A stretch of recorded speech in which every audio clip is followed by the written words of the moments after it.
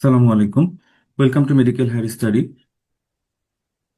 আজকে আমরা জুন 2026 সেশনের BCPS part one medicine and allied question analysis ক্লাসে আপনাদের সবাইকে স্বাগতম জানিয়ে শুরু করছি। আমাদের এবারের পরীক্ষার রেজাল্ট আমরা সবাই জানি এবং পরীক্ষার প্রশ্ন সম্পর্কে যারা পরীক্ষায় অংশগ্রহণ করেছেন তারা নিশ্চয়ই অবগত যে এবারের কোশ্চেনটা গত কয়েক বছরের বা গত কয়েক সেশনের চাইতে একটু আলাদা এবং অ্যানালাইটিক্যাল কোশ্চেন অনেক বেশি। এজন্য এবার পরীক্ষায় পাশ রেটটাও তুলনামূলক অনেক কম, যেটা 6 থেকে 7%। তো এখন আমাদের পরীক্ষা ডে টু ডে কঠিন হচ্ছে, তবে সামনের সেশনেও যে এরকম লেভেলের কঠিন হবে এটা বলা মুশকিল। হয়তো এর চেয়ে একটু সহজ হইতে পারে, কিন্তু আমাদের কঠিনটার জন্যই প্রস্তুতি নিতে হবে। এজন্য আমাদের কোশ্চেন অ্যানালাইসিস ক্লাসটা মূলত যারা পরীক্ষা দিয়েছেন এবং হয়তো অল্পের জন্য এবার হয় নাই, পাস হয় নাই, এবং যারা নতুন করে প্রস্তুতি শুরু করতে যাচ্ছেন তাদের জন্য খুবই ইম্পর্ট্যান্ট। কারণ আপনাদের কোশ্চেনগুলো বুঝতে হবে এবং কোশ্চেনগুলো যে টপিকগুলো থেকে আসছে, আগে কিভাবে আসতো, এখন কি চেঞ্জ হচ্ছে যেটার জন্য আনসার করা কঠিন হয়ে যাচ্ছে বা ভুল হচ্ছে, এই জিনিসগুলো নিয়ে আজকে আমরা আলোচনা করার চেষ্টা করব। তবে দুঃখের বিষয় হলো যে বিসিবিএস এর সব প্রশ্ন আমরা কালেক্ট করতে পারি না এবং ডিরেক্ট হুবহু প্রশ্নও দেখতে পারি না। যারা পরীক্ষা দিয়েছেন তাদের কাছ থেকে কালেক্টেড টপিক এবং কিছু কোশ্চেন যেটা ডিরেক্টলি স্টুডেন্টরা শেয়ার করেছেন, যতটুকু তাদের মনে ছিল, সেই কোশ্চেনগুলো নিয়ে আজকে আমরা আলোচনা করব। তো আমি আছি আপনাদের সাথে, ডক্টর মোহাম্মদ তৌফিক আনাম সজীব। অ্যান্ড আমাদের আজকের সেশনটা আমরা চ্যাপ্টার ওয়াইজ, ডেভিডসনের চ্যাপ্টার ওয়াইজ সাজানোর চেষ্টা করেছি। অর্থাৎ আমাদের 1 থেকে 32 33 পর্যন্ত যতগুলো চ্যাপ্টার আছে সবগুলো চ্যাপ্টার সিরিয়াল অনুযায়ী আমরা সাজানোর চেষ্টা করেছি। তো শুরুর চ্যাপ্টার যেটা, সেটা হলো clinical decision making. Clinical decision making থেকে এবং প্রথম দুইটা চ্যাপ্টার থেকে কোশ্চেন সাধারণত 4 থেকে 5টা আসে। তবে এবার আমরা দুইটা কোশ্চেন পেয়েছি যা স্টুডেন্টদের কাছ থেকে, যেটা ক্লিনিক্যাল ডিসিশন মেকিং চ্যাপ্টার থেকে এসেছে। তো এখানে বিগত বছরের তুলনায় এবারের কোশ্চেনগুলো একটা ঠিক আছে। যেমন কগনিটিভ বায়াস থেকে এর আগেও কোশ্চেন এসেছে, যেমন এর আগে অ্যানকোরিং এসেছে, এর আগে আহ, এসেছে ফ্রেমিং ইফেক্ট এসেছে কগনিটিভ বায়াসগুলোর মধ্যে থেকে। তবে এবার এসেছে ডায়াগনস্টিক মোমেন্টাম থেকে। তো কগনিটিভ বায়াসটা একটু কঠিন টপিক প্রশ্ন। এটার চাইতে আগে যে ক্লিনিক্যাল ডিসিশন মেকিং এর যে সহজ সহজ টপিকগুলো ছিল সেগুলো থেকেই আসতো। তো এবার যে কোশ্চেনটা এসেছে সেটা আমরা দেখবো একটু পরে। টপিক দুইটা যদি আমরা দেখি, সেটা হলো যে বেনিফিশিয়েন্স থেকে একটা কোশ্চেন এসেছে। তো এখানে কয়েকটা টার্ম আমরা আমাদের এই ক্লাসে আগেও আলোচনা করেছি, যে বেনিফিশিয়েন্স মানে কি, নন ম্যালিফিশিয়েন্স মানে কি, অটোনমি অ্যান্ড জাস্টিস মানে কি। তো যখন আমরা পেশেন্টের জন্য ভালো কিছু করব, সেটা পেশেন্টের হেলথ পারপাসে, পেশেন্টের ভালোর জন্য, যেই ট্রিটমেন্ট অপশনটা সিলেক্ট করলে পেশেন্টের ভালো হবে, ক্ষতি হবে না, যখন আমি পেশেন্টের ভালো জিনিসগুলো চিন্তা করে, পেশেন্টের জন্য ভালো চিন্তা করে যে কাজগুলো করবো, সেটাকে আমরা বলি বেনিফিশিয়েন্স। অ্যান্ড নন ম্যালিফিশিয়েন্স যেটা, যে আমি পেশেন্টের কোনো হার্ম করতে চাই না। অর্থাৎ একটা পেশেন্টের হয়তো ট্রিটমেন্ট অপশনের মধ্যে অনেকগুলো অপশন আছে, সেটা মেডিকেল ট্রিটমেন্ট হতে পারে, সার্জিক্যাল ট্রিটমেন্ট হতে পারে, কিন্তু এখানে আমাকে দেখতে হবে যে ট্রিটমেন্টের সাইড ইফেক্ট বা কমপ্লিকেশন বেশি, সেটা সিলেক্ট না করে আমি যেটাতে কম সাইড ইফেক্ট সেটা সিলেক্ট করব, বা যেখানে অ্যান্টিবায়োটিক প্রয়োজন নেই সেখানে আমি অ্যান্টিবায়োটিক দিব না। এটা হলো নন ম্যালিফিশিয়েন্স, মানে ডু নো হার্ম, আমি পেশেন্টের কোনো হার্ম করব না।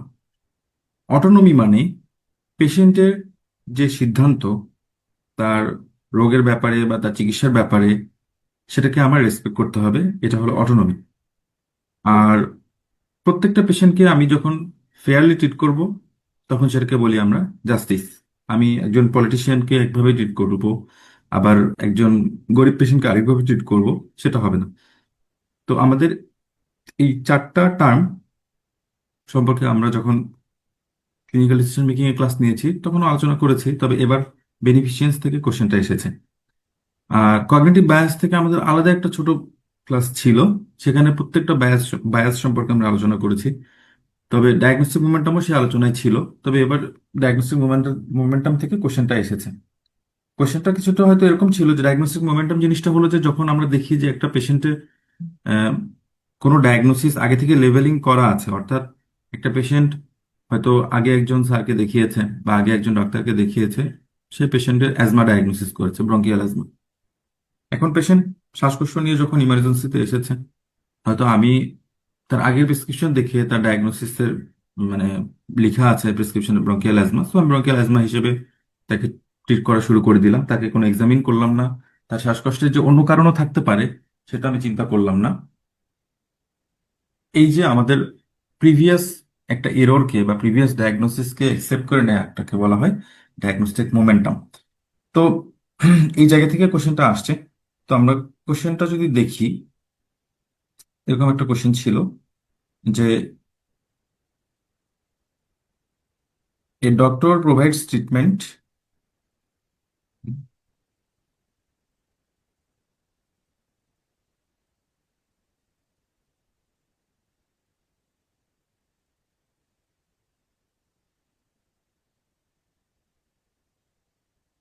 আচ্ছা, তো a doctor provides treatment for the attention of benefiting the patient and maximizing their well-being. What ethical principle does this represent? তো যেটা আমরা বলছিলাম যে বেনিফিশিয়েন্স মানে আমরা পেশেন্টের বেস্ট ইন্টারেস্ট যেটাতে পেশেন্টের মানে ভালো হবে সেটা করাকে বলি আমরা বেনিফিশিয়েন্স। অ্যান্ড আরেকটা কোশ্চেন যেটা আসছে ডায়াগনস্টিক মোমেন্টাম থেকে, সেটা আমরা ডিরেক্ট কালেক্ট করতে পারিনি, কিন্তু আমি যেটা বললাম যে আপনি যদি একটা ডায়াগনোসিসের লেভেল করা থাকে এবং এই লেভেল দেখে আপনি যদি আবার সিদ্ধান্ত নেন যে ওইটাই তার ডায়াগনোসিস এবং সেটা অনুযায়ী ট্রিট করা শুরু করেন, আপনি চিন্তা না করেন যে এই শ্বাসকষ্টের অন্য কারণ থাকতে পারে, তখন সেটাকে আমরা বলছি ডায়াগনস্টিক মোমেন্টাম। জেনেটিক্স থেকে এবার প্রশ্ন যেটা আসছে, যে কয়েকটা আমরা পেয়েছি, সেটা হলো যে ডাউন সিনড্রোমের প্রিনেটাল ডায়াগনোসিসের জন্য কি কি টেস্ট করি, মাইটোকন্ড্রিয়াল ডিসঅর্ডারের ক্যারেক্টারিস্টিক্স, ইমপ্রিন্টিং ডিসঅর্ডার থেকে অ্যাকচুয়ালি কি প্রশ্ন আসছে এটা জানি না, টপিকটা জানতে পেরেছি, এবং অটোজোমাল ডমিনেন্ট ডিসঅর্ডার। তো ডাউন সিনড্রোমের প্রিনেটাল যে টেস্টগুলো আছে সেগুলোর মধ্যে অনেক কয়েকটা অপশন আছে যেটার মাধ্যমে আমরা স্যাম্পল কালেক্ট করতে পারি। তবে মেইনলি যেটা টেস্ট করতে হয় সেটা হলো ক্যারিওটাইপিং, ফিটাল ক্যারিওটাইপিং করতে হবে। সেটার জন্য আমরা সপ্তাহ অনুযায়ী যে কত সপ্তাহে সেটা আমরা করতে চাচ্ছি, যদি আর্লি প্রেগনেন্সিতে হয় সেক্ষেত্রে আমরা কোরিয়ানিক ভিলাস স্যাম্পলিং করতে পারি, এবং 15 সপ্তাহের পরে হলে আমরা অ্যামনিওসেন্টেসিস করতে পারি। মেইন যেটা সেটা হলো ফিটাল ক্যারিওটাইপিংটা মাথায় রাখতে হবে। এবং মাইটোকন্ড্রিয়াল ইনহেরিটেন্স থেকে আমরা এর আগে আমাদের যে অ্যাপের যে কোশ্চেনগুলো, সেখানে কোশ্চেন অনেক ছিল, যেখানে আমরা মাইটোকন্ড্রিয়াল ইনহেরিটেন্স থাকলে দেখা গেছে আমরা মার মাইটোকন্ড্রিয়াল ডিসঅর্ডার আছে, বাচ্চা কত পার্সেন্ট অ্যাফেক্টেড হবে, এরকম প্রশ্ন অনেক করেছি। এবং মাইটোকন্ড্রিয়াল ইনহেরিটেন্সে যে বাবার কাছ থেকে ট্রান্সমিট হয় না, এটা নিয়েও অনেক ডিসকাশন আমরা করেছি। এখানে যেটা বিষয়, যদি এখান থেকে এমসিকিউ এসে থাকে তাহলে হয়তো এটার যে মাইটোকন্ড্রিয়াল ইনহেরিটেন্সের যে ক্রাইটেরিয়াগুলো, সেই ক্রাইটেরিয়াগুলো আপনাদের মাথায় রাখতে হবে, যে এটা অলরেডি ফিমেল থেকে ট্রান্সমিট হয়, male female both sex affected হয় ইকুয়ালি, এবং এখানে স্পার্মের কোনো কন্ট্রিবিউশন থাকে না বলে মাইটোকন্ড্রিয়াল ডিসঅর্ডারগুলো ও সাইটের কন্ট্রিবিউশন থাকাতে মার কাছ থেকে সাধারণত ট্রান্সমিট হয়। এবং এটার পেনিট্রেন্স অ্যান্ড এক্সপ্রেসিভিটি ভেরিয়েবল থাকে। এই কয়েকটা কথা। আর ইমপ্রিন্টিং ডিসঅর্ডারগুলো থেকে আমরা এর আগে Angelman syndrome, Prader Willi syndrome, pseudo hypoparathyroidism সবগুলো নিয়ে ডিসকাস করেছি। তবে সিউডো হাইপোপ্যারাথাইরয়েডিজম থেকে অনেক কোশ্চেন আমরা সেট করেছিলাম পরীক্ষায়, কিন্তু ইমপ্রিন্টিং ডিসঅর্ডার থেকে ডিরেক্ট কি প্রশ্ন এসেছে এটা আমরা অবশ্য ডিরেক্ট পাই নাই। তবে এখান থেকে যেটা মাথায় রাখতে হবে যে ইনবিটুইন ডিসঅর্ডার থেকে যদি প্যাটার্নাল হয়, প্যাটার্নাল জিনে প্রবলেম থাকে, তাহলে ম্যাটার্নাল একটা জিন সাইলেন্ট থাকবে, এবং যদি ম্যাটার্নালটা হয় তাহলে প্যাটার্নালটা সাইলেন্ট থাকবে। যেমনটা প্যারাগুলি সিনড্রোমে, এখানে প্যাটার্নাল ক্রোমোজোমের মানে বাবার ক্রোমোজোমের প্রবলেম থাকবে, কিন্তু অ্যাঙ্গেলম্যান সিনড্রোমে প্রবলেম থাকবে মারটাতে। আর সিডোহাইপোপ্যারাথাইরয়েডিজম থেকে যে ক্রাইটেরিয়াগুলো, অর্থাৎ যে ক্লিনিক্যাল প্রেজেন্টেশনটা, পেশেন্ট ওবেস থাকবে, পেশেন্টের short fourth fifth metacarpal bones ছোট থাকবে, এবং বায়োকেমিক্যাল প্রোফাইলটা সেকেন্ডারি হাইপারপ্যারাথাইরয়েডিজমের মতো থাকবে, সিকেডিতে যেটা হয় আর কি। তো এই কয়েকটা জিনিস এখানে মাথায় রাখতে হবে। ইমিউনোলজি থেকে যে কোশ্চেনগুলো আসছে, গ্রাফ রিজেকশনের একটা বক্স আমাদের ডেভিডসনে আছে, যেখানে হাইপার অ্যাকিউট, অ্যাকিউট এবং ক্রনিক গ্রাফ রিজেকশনের একটা বক্স আছে। সেখান থেকে কোশ্চেনটা আসছে যে মোস্ট কমন কজ কোনটা বা মোস্ট কমন টাইপ কোনটা গ্রাফ রিজেকশনের। তো সেখানে অ্যাকিউট সেলুলারটা মোস্ট কমনলি হয়, এবং সেটা মূলত 5 থেকে 30 দিনের মধ্যে হয়, এবং টাইপ 4 হাইপার সেন্সিটিভিটি রিয়াকশন এখানে হয়। আর হাইপার অ্যাকিউট যেটা, সেটা হলো টাইপ 2 হাইপার সেন্সিটিভিটি রিয়াকশন। তো ইমিউনোলজিতে দুইটা বক্সই খুবই ইম্পর্টেন্ট, একটা হলো গ্রাফ রিজেকশন, আর একটা হলো হাইপার সেন্সিটিভিটির এক্সাম্পলগুলো। তো দুইটা বক্স থেকেই কোশ্চেন এবার এসেছে। এসএল এর কোন ধরনের হাইপার সেন্সিটিভিটি রিয়াকশন হয়, এটা টাইপ 3, এবং গ্রাফ রিজেকশনের ক্ষেত্রে মোস্ট কমন কোনটা, সেটা গ্রাফ রিজেকশনের বক্সটা থেকে আসছে। তো ইমিউনোলজি থেকে আরো কিছু ইম্পর্টেন্ট টপিক ছিল, যেমন হেরিডিটারি এনজিওএডেমার একটা বক্স ছিল, এনজিওএডেমার যে টাইপগুলা, সেখান থেকে এর আগে প্রশ্ন আসছে অনেক কয়েকবার। তারপরে ইমিউনোগ্লোবিউলিনের স্ট্রাকচার, ইমিউনোগ্লোবিউলিনের টাইপ এবং কোনটা কোথায় বেশি পাওয়া যায়, এই জায়গাগুলো থেকে কোশ্চেন আগে অহরহ আসতো, কিন্তু এইবার এই দুটো বক্স থেকে এসবি আসছে খুব সম্ভবত। এবং ন্যাচারাল কিলার সেলের থেকে এমসিকিউ আসছে। আমরা ন্যাচারাল কিলার সেল থেকে আমাদের অ্যাপে অনেক কোশ্চেন আছে ফাংশন রিলেটেড। অনকোলজি থেকে যেটা টিউমার মার্কারের একটা বক্স আছে, এবং অকুপেশনাল ম্যালিগনেন্সির একটা বক্স আছে। দুইটা বক্স থেকে টাচ করেছে, তবে অনকোলজি থেকে আরো কোশ্চেন করার সুযোগ ছিল। যেমন এখানে টিউমারলাইসিস সিনড্রোম ছিল, স্পাইনাল কর্ড কম্প্রেশন ছিল, হাইপার ক্যালসিমিয়া ছিল, মানে অনকোলজিক্যাল ইমার্জেন্সি গুলো, সুপিরিয়র ভেনা কেবল অবস্ট্রাকশন ছিল। তো এগুলো থেকে মনে হয় এবার কোশ্চেন আসে নাই, তবে এগুলো থেকে কোশ্চেন আসলে আনসার করাটা আরো ইজি হয়। কিন্তু এগুলো কোশ্চেন মনে হয় না এবার এই টপিকগুলো টাচ করেছে। তো CA 19-9 এইটার সাথে রিলেটেড ক্যান্সার গুলো কি কি আছে? প্যানক্রিয়াটিক ক্যান্সার সবচেয়ে কমন, এছাড়া ওভারিয়ান ক্যান্সার, গ্যাস্ট্রিক ক্যান্সার এবং কোলন ক্যান্সার। হয়তো এবার CA 19-9 আসছে, পরের বার CA 125 আসতে পারে। তো এই বক্সগুলো খুবই ইম্পর্টেন্ট। যেমন আপনার টিউমার মার্কার কোনটা কোনটার ক্ষেত্রে কোন কোন ক্যান্সার পজিটিভ থাকে, usually alpha beta protein, C 125, CA 19-9, এবং কার্সিনো এমব্রায়োনিক অ্যান্টিজেন, এগুলো খুবই ইম্পর্টেন্ট পরীক্ষার জন্য। এবং এনভায়রনমেন্টাল ফ্যাক্টর যে ক্যান্সারের সাথে অ্যাসোসিয়েটেড, সেখানে কোন কোন অনকোলজিক্যাল ভাইরাস আছে, কোন কোন অনকোলজিক্যাল ব্যাকটেরিয়া আছে, এবং অকুপেশনাল এক্সপোজারের কোন কোন অকুপেশনাল এক্সপোজারে আপনার ম্যালিগনেন্সি কোনটা হয়, এটা থেকে প্রশ্ন প্রতিবারই আসে।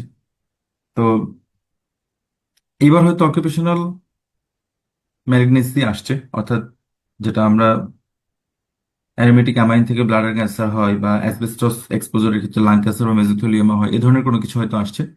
কিন্তু পরবর্তীতে হয়তো দেখা যাচ্ছে যে অনকোলজিক্যাল ভাইরাস থেকে কোশ্চেন আসতে পারে, কোন কোন ভাইরাসের ক্ষেত্রে অনকোলজিক্যাল পটেন্সি আছে। যেমন এপস্টিন বার virus, human papilloma virus, hepatitis B, C, এই ভাইরাসগুলো থেকে আমার ম্যালিগনেন্সি হইতে পারে। ব্যাকটেরিয়ার ক্ষেত্রে হেলিকোব্যাক্টার পাইলোরি আছে, এবং রেডিয়েশন তো আছেই। তো এই জায়গাগুলো থেকে কোশ্চেন যেহেতু আসবে, এই বক্সগুলো খুব ভালোভাবে পড়ে ফেলতে হবে। অনকোলজি থেকে এই দুইটা বক্স, টিউমার মার্কারের বক্স আর এনভায়রনমেন্টাল ফ্যাক্টরের বক্স।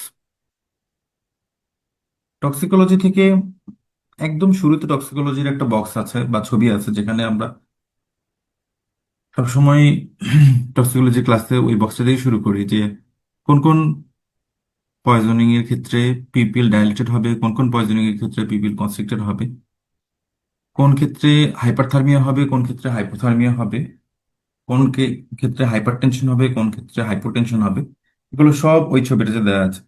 তো এখান থেকে পরীক্ষায় এসবিএস সিনারিওতে সবসময় ক্লু দেওয়া থাকে, এখান থেকে ক্লু একটা পাওয়া যায়। এবার ডিরেক্ট এমসিকিউ একটা আসছে, স্মল পিপিল কোন কোন ক্ষেত্রে পাওয়া যায়। তো সেক্ষেত্রে স্মল পিপিল আমরা মনে রাখি ওপিসি দিয়ে। এখানে ওপিসি নিজেও স্মল পিপিল করে, ছাড়া অপিওয়েড, ও দিয়ে অপিওয়েড এবং সি দিয়ে ক্লোনিডিন, এরা স্মল পিপিল করে। আর ডায়ালেটেড পিপিল মনে রাখতাম আমরা টিসিএ দিয়ে। টিসিএ নিজেও করে ডায়ালেটেড পিপিল, এছাড়া টিসিএর সি দিয়ে আমরা কোকেইন, এ দিয়ে অ্যাম্ফিটামিন, এগুলো মনে রাখতে পারি। এরা সবাই ডায়ালেটেড পিপিল করে। আচ্ছা, এবং ওপিসি থেকে প্রশ্ন এর আগে অনেকবার আসছে, তবে এবার টপিক দেখে মনে হচ্ছে ওপিসি থেকে সহজ প্রশ্নই আসছে, যে ওপিসির মাস্কারেনিক ফিচার সম্পর্কে জানতে চাইছে। যেটা তো একটা বক্স আছে আমাদের ওপিসির মাস্কারেনিক ফিচার এবং নিকোটিনিক ফিচার, সেখান থেকে পারা যায়।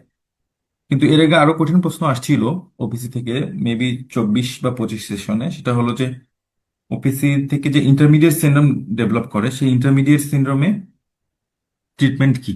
তো এটা সহজে আসলে সবাই না পড়ে গেলে পারতো না। তো ইন্টারমিডিয়েট সিনড্রোমে ইন্টারমিডিয়েট সিনড্রোম যখন ডেভেলপ করে, সেটা ট্রিটমেন্ট হলো সিমটোমেটিক, অর্থাৎ ভেন্টিলেশন দিতে হয় পেশেন্টের রেসপিরেটরি প্রবলেমের জন্য, মাসেল উইকনেস হওয়ার জন্য ভেন্টিলেটর দিতে হয়।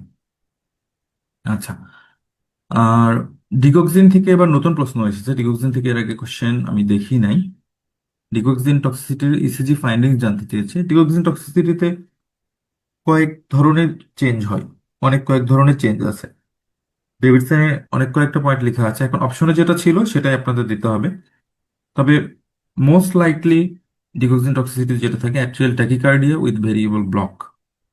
আর টিসিএ পয়জনিং এর ইসিজিতে থাকে wide QRS, prolong QT. TCA poisoning এর আগেও এই জায়গা থেকে প্রশ্ন আসছে, এবং টিসিএ পয়জনিং এ যখন ইসিজি চেঞ্জ থাকবে, হোয়াইট কিউআরএস প্রলং কিউটি থাকে, তখন এটা একটা টিসিএ পয়জনিং এর যে definite treatment, sodium bicarbonate, IV sodium bicarbonate দেওয়ার ইন্ডিকেশন।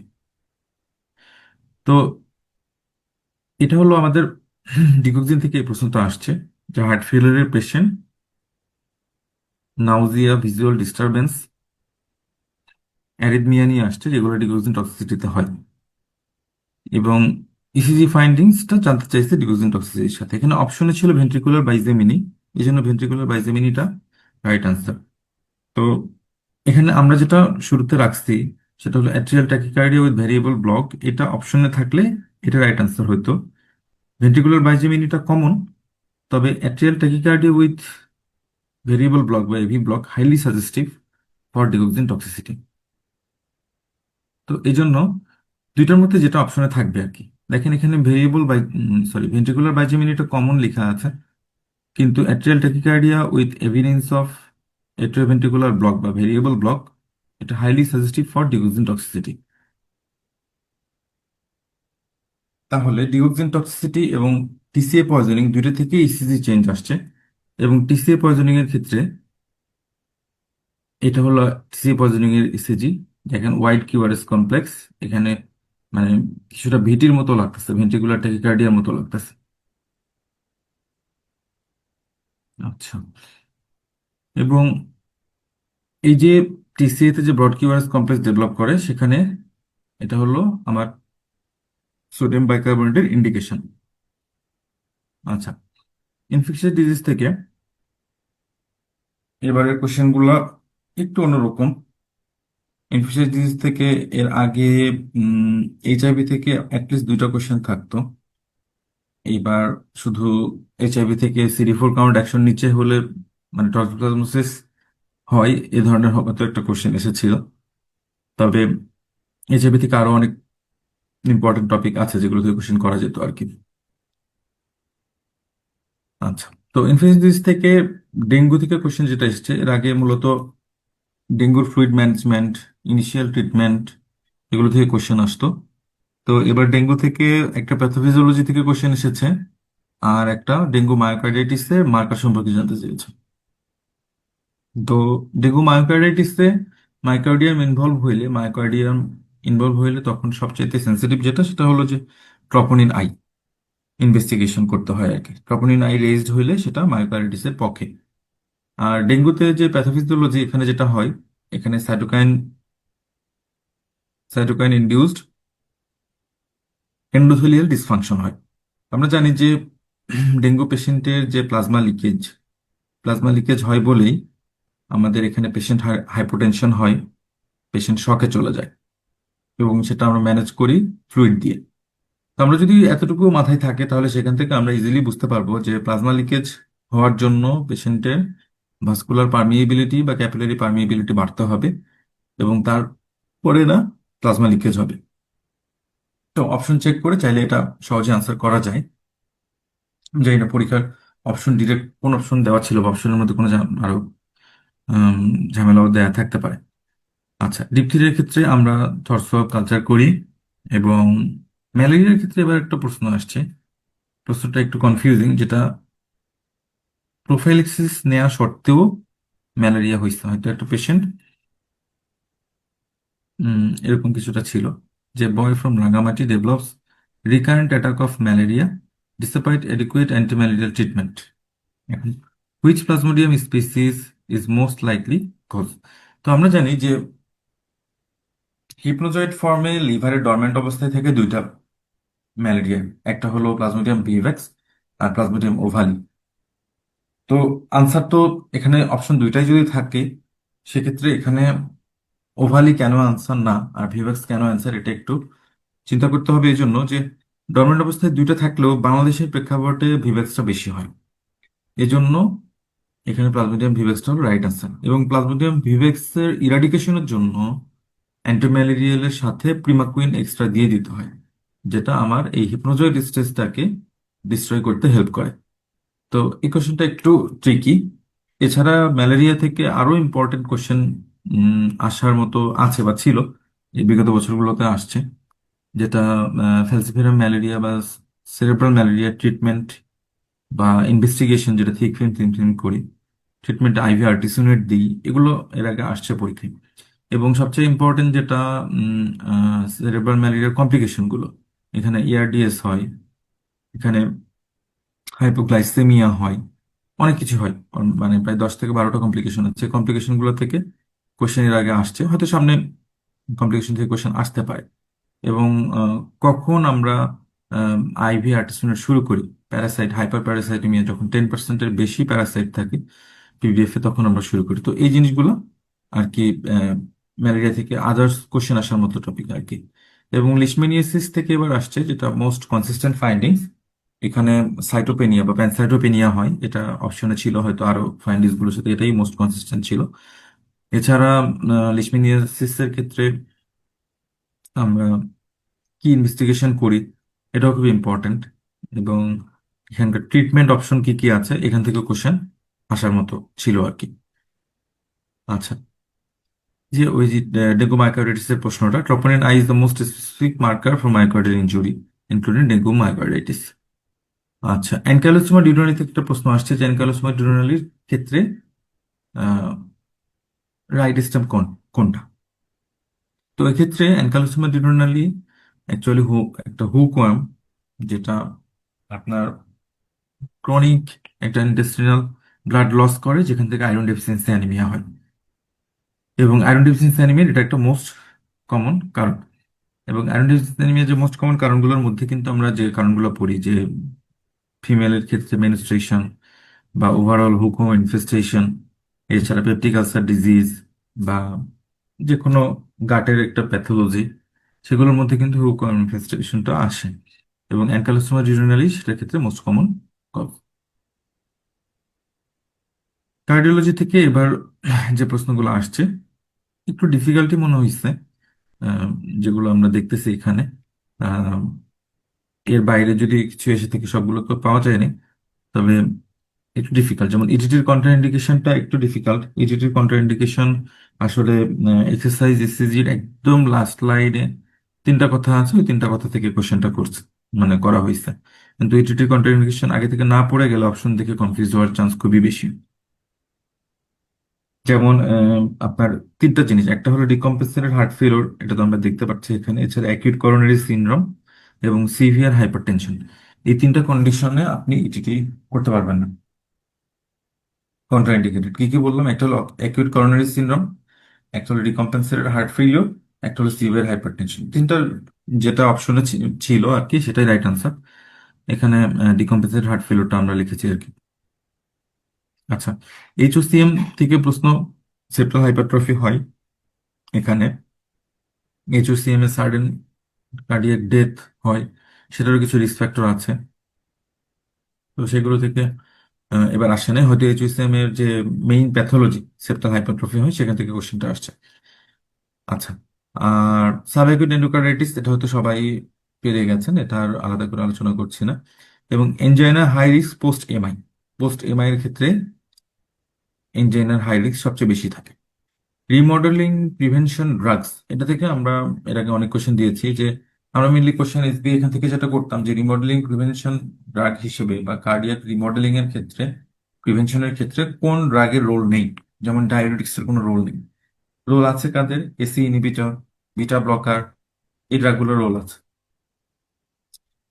তো আমরা রিমডেলিং প্রিভেনশন ড্রাগ থেকে যেটা অপশনে ছিল আর কি, মেবি এসি ইনহিবিটর ছিল, সেটা রাইট আনসার। আচ্ছা, সোরিয়াসিসের পেশেন্টের ক্ষেত্রে অ্যান্টিহাইপারটেনসিভ চয়েস কোনটা? এটা অ্যাকচুয়ালি ডার্মাটোলজিতেও আমরা, ডার্মাটোলজিতেও কভার করতে পারি, কারণ ডার্মাটোলজিতে যে সোরিয়াসিসের যে এক্সারবেটিং ফ্যাক্টরগুলো আছে, তার মধ্যে অনেক কয়েকটা ড্রাগ ছিল, তার মধ্যে লিথিয়াম ছিল, এনএসাইড ছিল, এবং অ্যান্টিহাইপারটেনসিভ গুলোর মধ্যে বিটা ব্লকার ছিল। তাহলে সোরিয়াসিসের পেশেন্টের যদি হাইপারটেনশন হয়, তার ক্ষেত্রে ড্রাগ অফ চয়েস অবশ্যই বিটা ব্লকার দেওয়া যাবে না। বিটা ব্লকার ছাড়া যেগুলো অপশন থাকবে সেগুলো চুজ করতে হবে। সেক্ষেত্রে অ্যামলোডিপিন, ক্যালসিয়াম চ্যানেল ব্লকার, অথবা এআরবি অর্থাৎ losartan. Wide splitting heart, second heart sound বা এসএনও, এগুলো এমসিকিউ আসছে, এগুলো আপনারা আশা করি আপনারা পারবেন। এই যে এই কোশ্চেনটা আসছে অ্যাকচুয়ালি আমার ওই যে রিমডেলিং থেকে, যে কোন ড্রাগটা অ্যাপ্রোপ্রিয়েট। তো এখানে এসি ইনহিবিটরটাই অপশন, যেমন ডিগোক্সিন, ফুরোসেমাইড বা ডায়োটিক্স, এদের কোনো রোল নেই রিমডেলিং প্রিভেনশন। এবং সেকেন্ডারি যে প্রিভেনশন বলি আমরা, এমআই এর সেকেন্ডারি প্রিভেনশন এর ক্ষেত্রে এই ড্রাগগুলোর রোল নাই। এসি ইনহিবিটরের আছে, বিটা ব্লকারের আছে, স্পাইরোনোলেকটোনের আছে, এই ড্রাগগুলোর আছে। আচ্ছা, রেসপিরেটরি মেডিসিন থেকে তিনটা টপিক আমরা জানতে পেরেছি, যে সার্কোইডোসিস, অ্যাজমা সিপিডি প্যাথোফিজিওলজি, এবং সেন্ট্রাল কেমোরিসেপ্টরের স্টিমুলেটর। তো সেন্ট্রাল কেমোরিসেপ্টর স্টিমুলেটর আমরা জানি যে পার্শ্ব পেশাব কার্বন ডাই অক্সাইড সবচেয়ে strong stimulator for central chemoreceptor, যেটা আমাদের ওয়াটারের সাথে বাইন্ড করে কার্বনিক অ্যাসিড তৈরি করে, সেখান থেকে আবার হাইড্রোজেন এবং বাইকার্বনেট আলাদা হয়ে হাইড্রোজেন আয়নটা মেইনলি আমাদের সেন্ট্রাল কেমোরিসেপ্টরটাকে স্টিমুলেট করে। অ্যাজমা সিপিডি প্যাথোলজি থেকে কি আসে এটা আমরা জানি না, তবে একটা কোশ্চেন আমরা পেয়েছি যে আমাদের সিওপিডি পেশেন্টের যে প্রোডাক্টিভ কাফ হয়, সেটার আন্ডারলাইং প্যাথোফিজিওলজি কি, গবলেট সেল হাইপারপ্লাসিয়া, সেটা আমরা দেখবো। আর সাইকোডিসিস থেকে কি প্রশ্ন এসেছে অ্যাকচুয়ালি, স্টেমটা আমরা জানতে পারিনি, হয়তো ডায়াগনোসিস এসেছিল। তবে সাইকোডিসিস থেকে কোশ্চেন আসা প্রতিবারই আসে, এবং আসার চান্স অনেক বেশি। যেমন মিড টার্মে একটা কোশ্চেন এসেছিল যে সাইকোডিসিসে স্টেরয়েড শুরু করার ইন্ডিকেশন কি। তো আস্তে আস্তে তো কোশ্চেনগুলো অ্যাডভান্স হচ্ছে, এই জায়গাগুলো পড়তে হবে, যে স্টেরয়েড শুরুর ইন্ডিকেশন গুলো আমরা আগে এমসিকিউ হিসেবে কোশ্চেন আকারে দিতাম আপনাদের পরীক্ষায়। আহ, তবে এটা এসবিআই আকারেও আসতে পারে। যেমন যদি কোনো পেশেন্টের নিউরোসাইকোডিসিস ডেভেলপ করে, যদি পেশেন্টের রেনাল ইনভলভমেন্ট ডেভেলপ করে, যদি পেশেন্টের হাইপার ক্যালসিমিয়া ডেভেলপ করে, তাহলে সেক্ষেত্রে আপনি সাইকোডিসিস পেশেন্টের স্টেরয়েড দিবেন। ইউজুয়ালি সাইকোডিসিসের কিন্তু ট্রিটমেন্ট, খুব বেশি ট্রিটমেন্ট অপশন নেই, এবং সাইকোডিসিস একটা সেলফ লিমিটিং, অটোমেটিক এটা ভালো হয়ে যায়। কিন্তু যখন এই কমপ্লিকেশনগুলো ডেভেলপ করবে, তখন আপনাকে স্টেরয়েড শুরু করতে হবে। এবং সাইকোডিসিসের যে অ্যাসোসিয়েশন বা কমপ্লিকেশন গুলো অবশ্যই জানতে হবে। এখানে ইরাইথোমানোডোসাম থাকে, লুপাস পার্নিও থাকে, পুয়ার প্রগনোস্টিক ফ্যাক্টর কিছু আছে, গুড প্রগনোস্টিক ফ্যাক্টর কিছু আছে। সাইকোডিসিসে আসলে কোশ্চেন করার অনেক জায়গা, হাইপার ক্যালসিমিয়া এখানে হয়। তো এই জন্য সাইকোডিসিস থেকে, এবং লার্জ জয়েন্ট আর্থ্রাইটিস হয়, এই জিনিসগুলো যেমন অ্যাঙ্কেল জয়েন্ট পেইন দিয়ে একটা কোশ্চেন চলে আসতে পারে, সেটা ইরাইথোমানোডোসাম আসতে, বায়োলেটারাল হাইলার লিম্ফ্যাডিনোপ্যাথি, সেখান থেকে সাইকোডিসিসের কোশ্চেন চলে আসতে পারে। তো এই জিনিসগুলো আপনাদের জানতে হবে। এবং ট্রান্সব্রঙ্কিয়াল বায়োপসি করা হয় এখানে, করে আলটিমেটলি নন কেজিয়েটিং গ্যানোলোমা পাওয়া যায়। সাইকোডিসিসের ক্ষেত্রে খুব ইম্পর্টেন্ট, যেখানে কেজিয়েটিং গ্যানোলোমা পাওয়া যায় না, নন কেজিয়েটিং গ্যানোলোমা। তো আসলে সাইকোলজি থেকে কোশ্চেন শেষ নেই, এগুলো আমরা আলোচনা করেছি অলরেডি আমাদের ক্লাসগুলোতে। আবার আমাদের সামনে যে ব্যাচ চালু হচ্ছে, প্রত্যেকটা সিস্টেম ওয়াইজ আমাদের রিভিউ ক্লাসের অ্যারেঞ্জমেন্টও থাকছে, সেগুলোতে আমাদের এগুলো আরো ডিটেলস আলোচনা হবে। তবে সাইকোলজি থেকে কোশ্চেন আসার চান্স অনেক বেশি। এই যে কোশ্চেন কথাটা বলতেছিলাম, যে গবলেট সেল হাইপার প্রেশারের কারণে মিউকাস হাইপার সিক্রেশন হয়ে সিওপিডি পেশেন্টদের প্রোডাক্টিভ কাফ হয় আর কি। আচ্ছা, নেফ্রোলজি থেকে এখানে আমাদের যে প্রশ্নগুলো আমরা টপিকগুলো জানতে পেরেছি, সেটা হলো acute interstitial nephritis. Acute interstitial নেফ্রাইটিসের কমনলি যেটা হয়, পেশেন্টের একটা নন অলিগোইউরিক একেআই থাকে। হ্যাঁ, যদিও এখানে আমরা অলিগোইউরিয়া লিখছি, কিন্তু এখানে খুব বেশি অলিগোইউরিয়া হয় না, যেটা টিপিক্যাল যে প্রি রেনাল বা রেনাল একেআই যেটা হয়। তো অ্যাকিউট ইন্টারস্টিশিয়াল নেফ্রাইটিসে একটা ড্রাগ হিস্ট্রি থাকে, কমনলি প্যান্টোপ্রাজোল, কিছু অ্যান্টিবায়োটিক আছে, ওমিপ্রাজোল, এই ধরনের ড্রাগ, এনএসআইড আছে। এই ড্রাগগুলো খাওয়ার পরে পেশেন্টের একটা ফিভারিশ ফিলিং হয়, পেশেন্টের ইসিনোফিলিয়া থাকে এবং নন অলিগোইউরিক একেআই ডেভেলপ করে, ক্রিয়েটিনিন রাইজ করে। তো এরকম হয়তো একটা সিনারিও দেওয়া ছিল, যেটা আনসার ওমিপ্রাজোল বা প্যান্টোপ্রাজোল এরকম কিছু ছিল। জিপিএ থেকে কোশ্চেন অনেক বেশি আসছে, বিগত সেশনগুলোতেও আসছে, এবারও আসছে। তো জিপিএ বা রেনাল পালমোনারি সিনড্রোম বা রেনো পালমোনারি সিনড্রোম যখন আসবে, অর্থাৎ পেশেন্টের দেখা গেছে এপিস্টাক্সিস আছে বা হেমোপটাইসিস আছে, সাথে পেশেন্টের ক্রিয়েটিনিন বেশি, অলিগিউরিয়া আছে, তখন আমাদের কয়েকটা জিনিস মাথায় আনতে হয়। মানে রেনো পালমোনারি অর্থাৎ রেনাল এবং পালমোনারি সিমটম যখন একই সাথে আসে, তখন আমাদের ফার্স্ট মাথায় আসতে হবে জিপিএ, দেন অ্যান্টি জিবিএম অ্যান্টিবডি বা গুড পাস্টার সিনড্রোম। আরো একটা কন্ডিশন আছে, সেটা হলো মাইক্রোস্কোপিক পলিএনজাইটিস মানে ভাস্কুলাইটিস। এই তিনটা ডিফারেন্সিয়াল আপনার মাথায় আসতে হবে, এবং এই তিনটাকে আলাদা করতে হবে কিছু ক্লিনিক্যাল ফিচার, কিছু ইনভেস্টিগেশন দিয়ে। হ্যাঁ, যেমন জিপিএ এর ক্ষেত্রে পেশেন্টের স্যাডেল নোজ ডিফর্মিটি থাকতে পারে, পেশেন্টের নেজাল সেপ্টামে প্রবলেম থাকতে পারে, কিন্তু বাকি দুটাতে আবার থাকে না। অ্যান্টি জিবিএম অ্যান্টিবডি এখানে টাইপ 4 কোলাজেনের প্রবলেম হয়, এই জন্য টাইপ 4 কোলাজেন রিলেটেড প্রবলেম থাকতে পারে। পেশেন্টের সি আঙ্কা পজিটিভ থাকে সাধারণত জিপিএ তে, পি আঙ্কা পজিটিভ থাকে সাধারণত মাইক্রোস্কোপিক পলিএনজাইটিস। এই দুইটার কোনোটাই পজিটিভ থাকে না ইন কেস অফ অ্যান্টিজিবিএম অ্যান্টিবডি।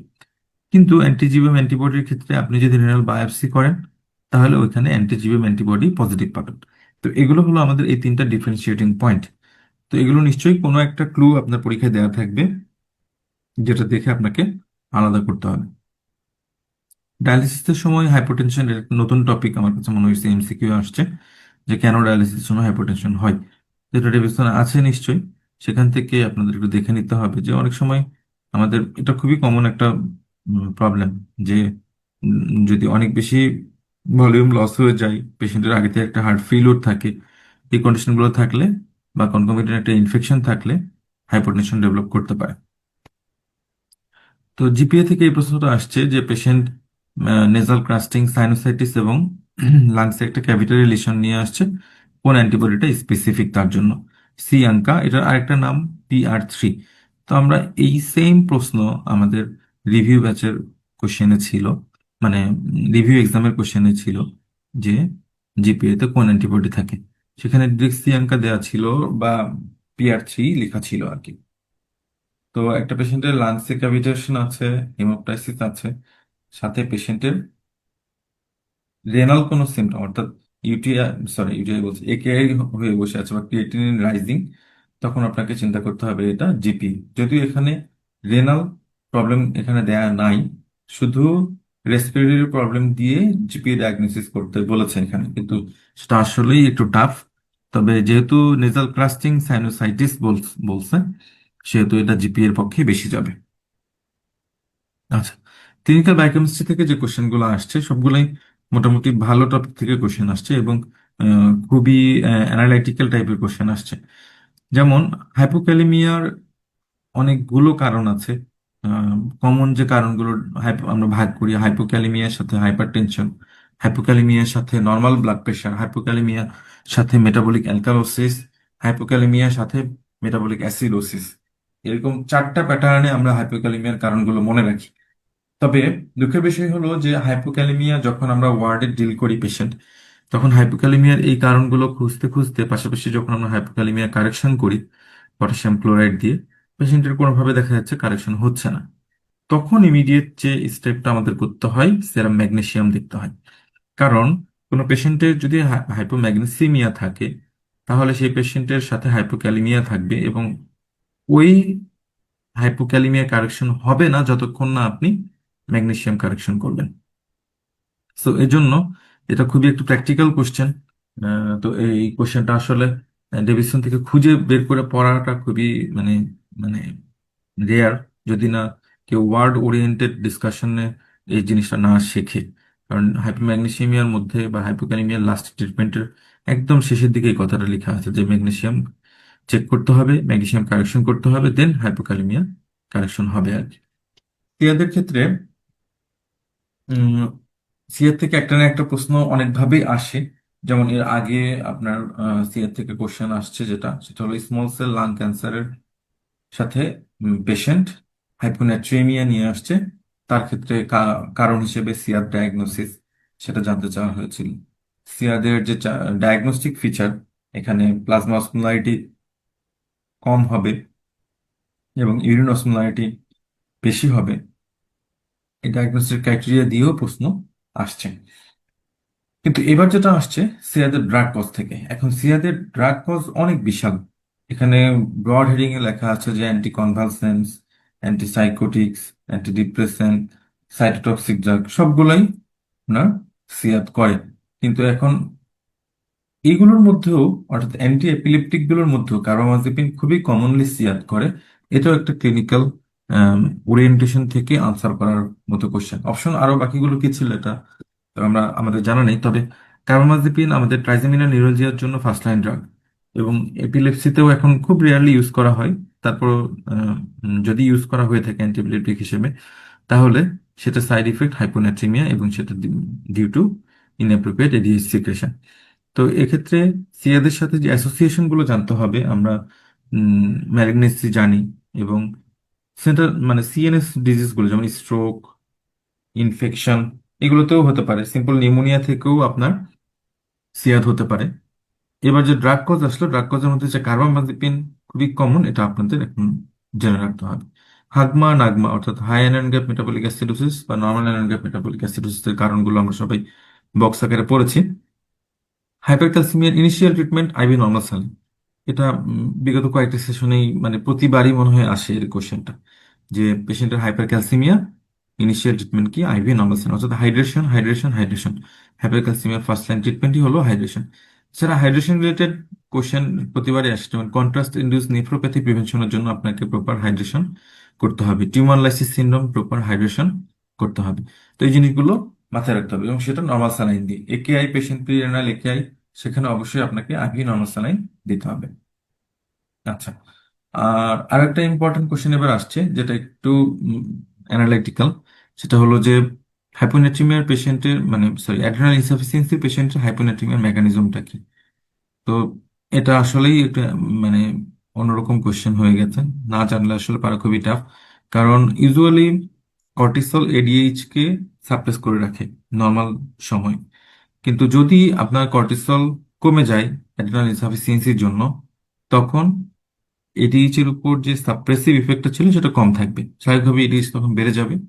এবং এডিএইচ বেড়ে গেলে অ্যান্টি ডাইউরেটিক হরমোন, এটা অ্যান্টি ডাইউরেসিস হবে, অর্থাৎ ওয়াটার রিটেনশন হবে, এবং বডিতে সোডিয়াম কম দেখাবে ইসিএফ এ। এবং এটাই হলো অ্যাড্রিনাল ইনসাফিসিয়েন্সিতে হাইপোনাট্রিমিয়ার মেকানিজম। তবে প্রাইমারি অ্যাড্রিনাল ইনসাফিসিয়েন্সিতে অ্যালডোস্টেরন ডেফিসিয়েন্সি হয়, অ্যালডোস্টেরন কম সিনথেসিস হয়, সেটার জন্য হাইপোনাট্রিমিয়া হতে পারে। আরো কিছু কারণ আছে। তবে আপনাদের যেটা এসেছে, স্যাররা জানতে চেয়েছে, সেটা হলো লো কর্টিসল এর জন্য এডিএইচ বেশি রিলিজ হওয়ার জন্য হবে আর কি। আচ্ছা, একটা পেশেন্ট প্যানিক অ্যাটাক নিয়ে আসছে, সাথে ট্যাকিট নিয়ে আছে, ইসিজি সরি এবিজিতে রেসপিরেটরি অ্যালকালোসিস, এটার মেকানিজম কি। খুবই সহজ একটা প্রশ্ন, একটু চিন্তা করলেই হবে যে একটা প্যানিক অ্যাটাকের পেশেন্ট অনেক বেশি হাইপার ভেন্টিলেশন হবে, মানে জোরে জোরে শ্বাস নিবে, ফলে তার কার্বন ডাই অক্সাইড বেশি বেশি বের হয়ে যাবে শরীর থেকে। পাশাপাশি কার্বন ডাই অক্সাইড তাহলে ব্লাডে কমে যাবে, আর পাশাপাশি কার্বন ডাই অক্সাইড কমে যাওয়া মানে পিএইচ রেসপিরেটরি অ্যালকালোসিস হওয়া।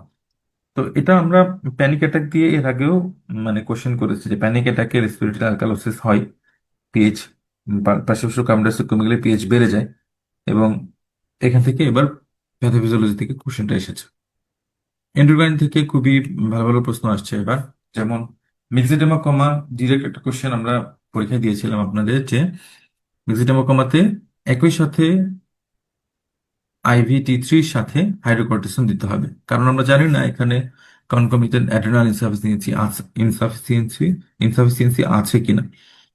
যদি অ্যাড্রেনাল ইনসাফিসিয়েন্সি থাকে তাহলে আপনি অ্যাড্রেনাল ইনসাফিসিয়েন্সি কারেকশন না করা পর্যন্ত শুধু T3 দিলে কোনো কাজ হবে না, বরং খারাপ হবে। এজন্য একই সাথে হাইড্রোকর্টিসন দিতে হবে এবং IV T3 দিতে হবে। আচ্ছা, ডায়াবেটিস ইনসিপিটাসের ডায়াগনোসিসের ক্ষেত্রে খুবই ইম্পর্টেন্ট মানে কমন ক্লু যে বাইপোলার ডিজিজের পেশেন্ট লিথিয়াম পাচ্ছে এবং লিথিয়াম থেকে লিথিয়াম ইনডিউসড তার অ্যাকোয়াপোরিন চ্যানেলে প্রবলেম, সেখান থেকে ডায়াবেটিস ইনসিপিটাস ডেভেলপ করেছে। ডায়াবেটিস ইনসিপিটাস থেকে কোশ্চেন আরো ডিফিকাল্ট আসতে পারে, যেটা ওয়াটার ডিপ্রাইভেশন টেস্ট দিয়ে। অ্যাক্রোমেগালির ক্ষেত্রে ইনিশিয়াল টেস্ট আমরা IGF দেখি, এটা আপনারা সবাই জানেন, এবং কনফার্মেটরি টেস্ট হিসেবে ওজিডিটি করি, গ্রোথ হরমোন লেভেল ডিউরিং ওজিডিটি দেখি আর কি।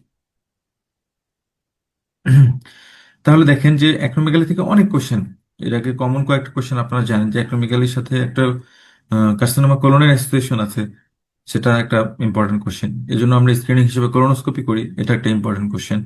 3 নম্বর কোশ্চেন, এটার ফার্স্ট লাইন মানে ইনিশিয়াল ট্রিটমেন্ট হলো IGF। 4 নম্বর কনফার্মেটরি ইনভেস্টিগেশন হলো গ্রোথ হরমোন মেজারমেন্ট ডিউরিং ওজিডিটি। 5 নম্বর হলো এটার ডেফিনেটিভ ম্যানেজমেন্ট হলো ট্রান্সস্ফেনরাল সার্জারি।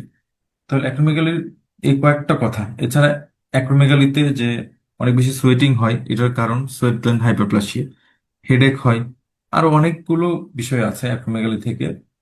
আপনারা অলরেডি জানেন, তবে অ্যাক্রোমেগালি থেকে সহজ কোশ্চেনই আসছে আমার কাছে মনে হয়, ইনিশিয়াল টেস্টে জানতে চাইছে।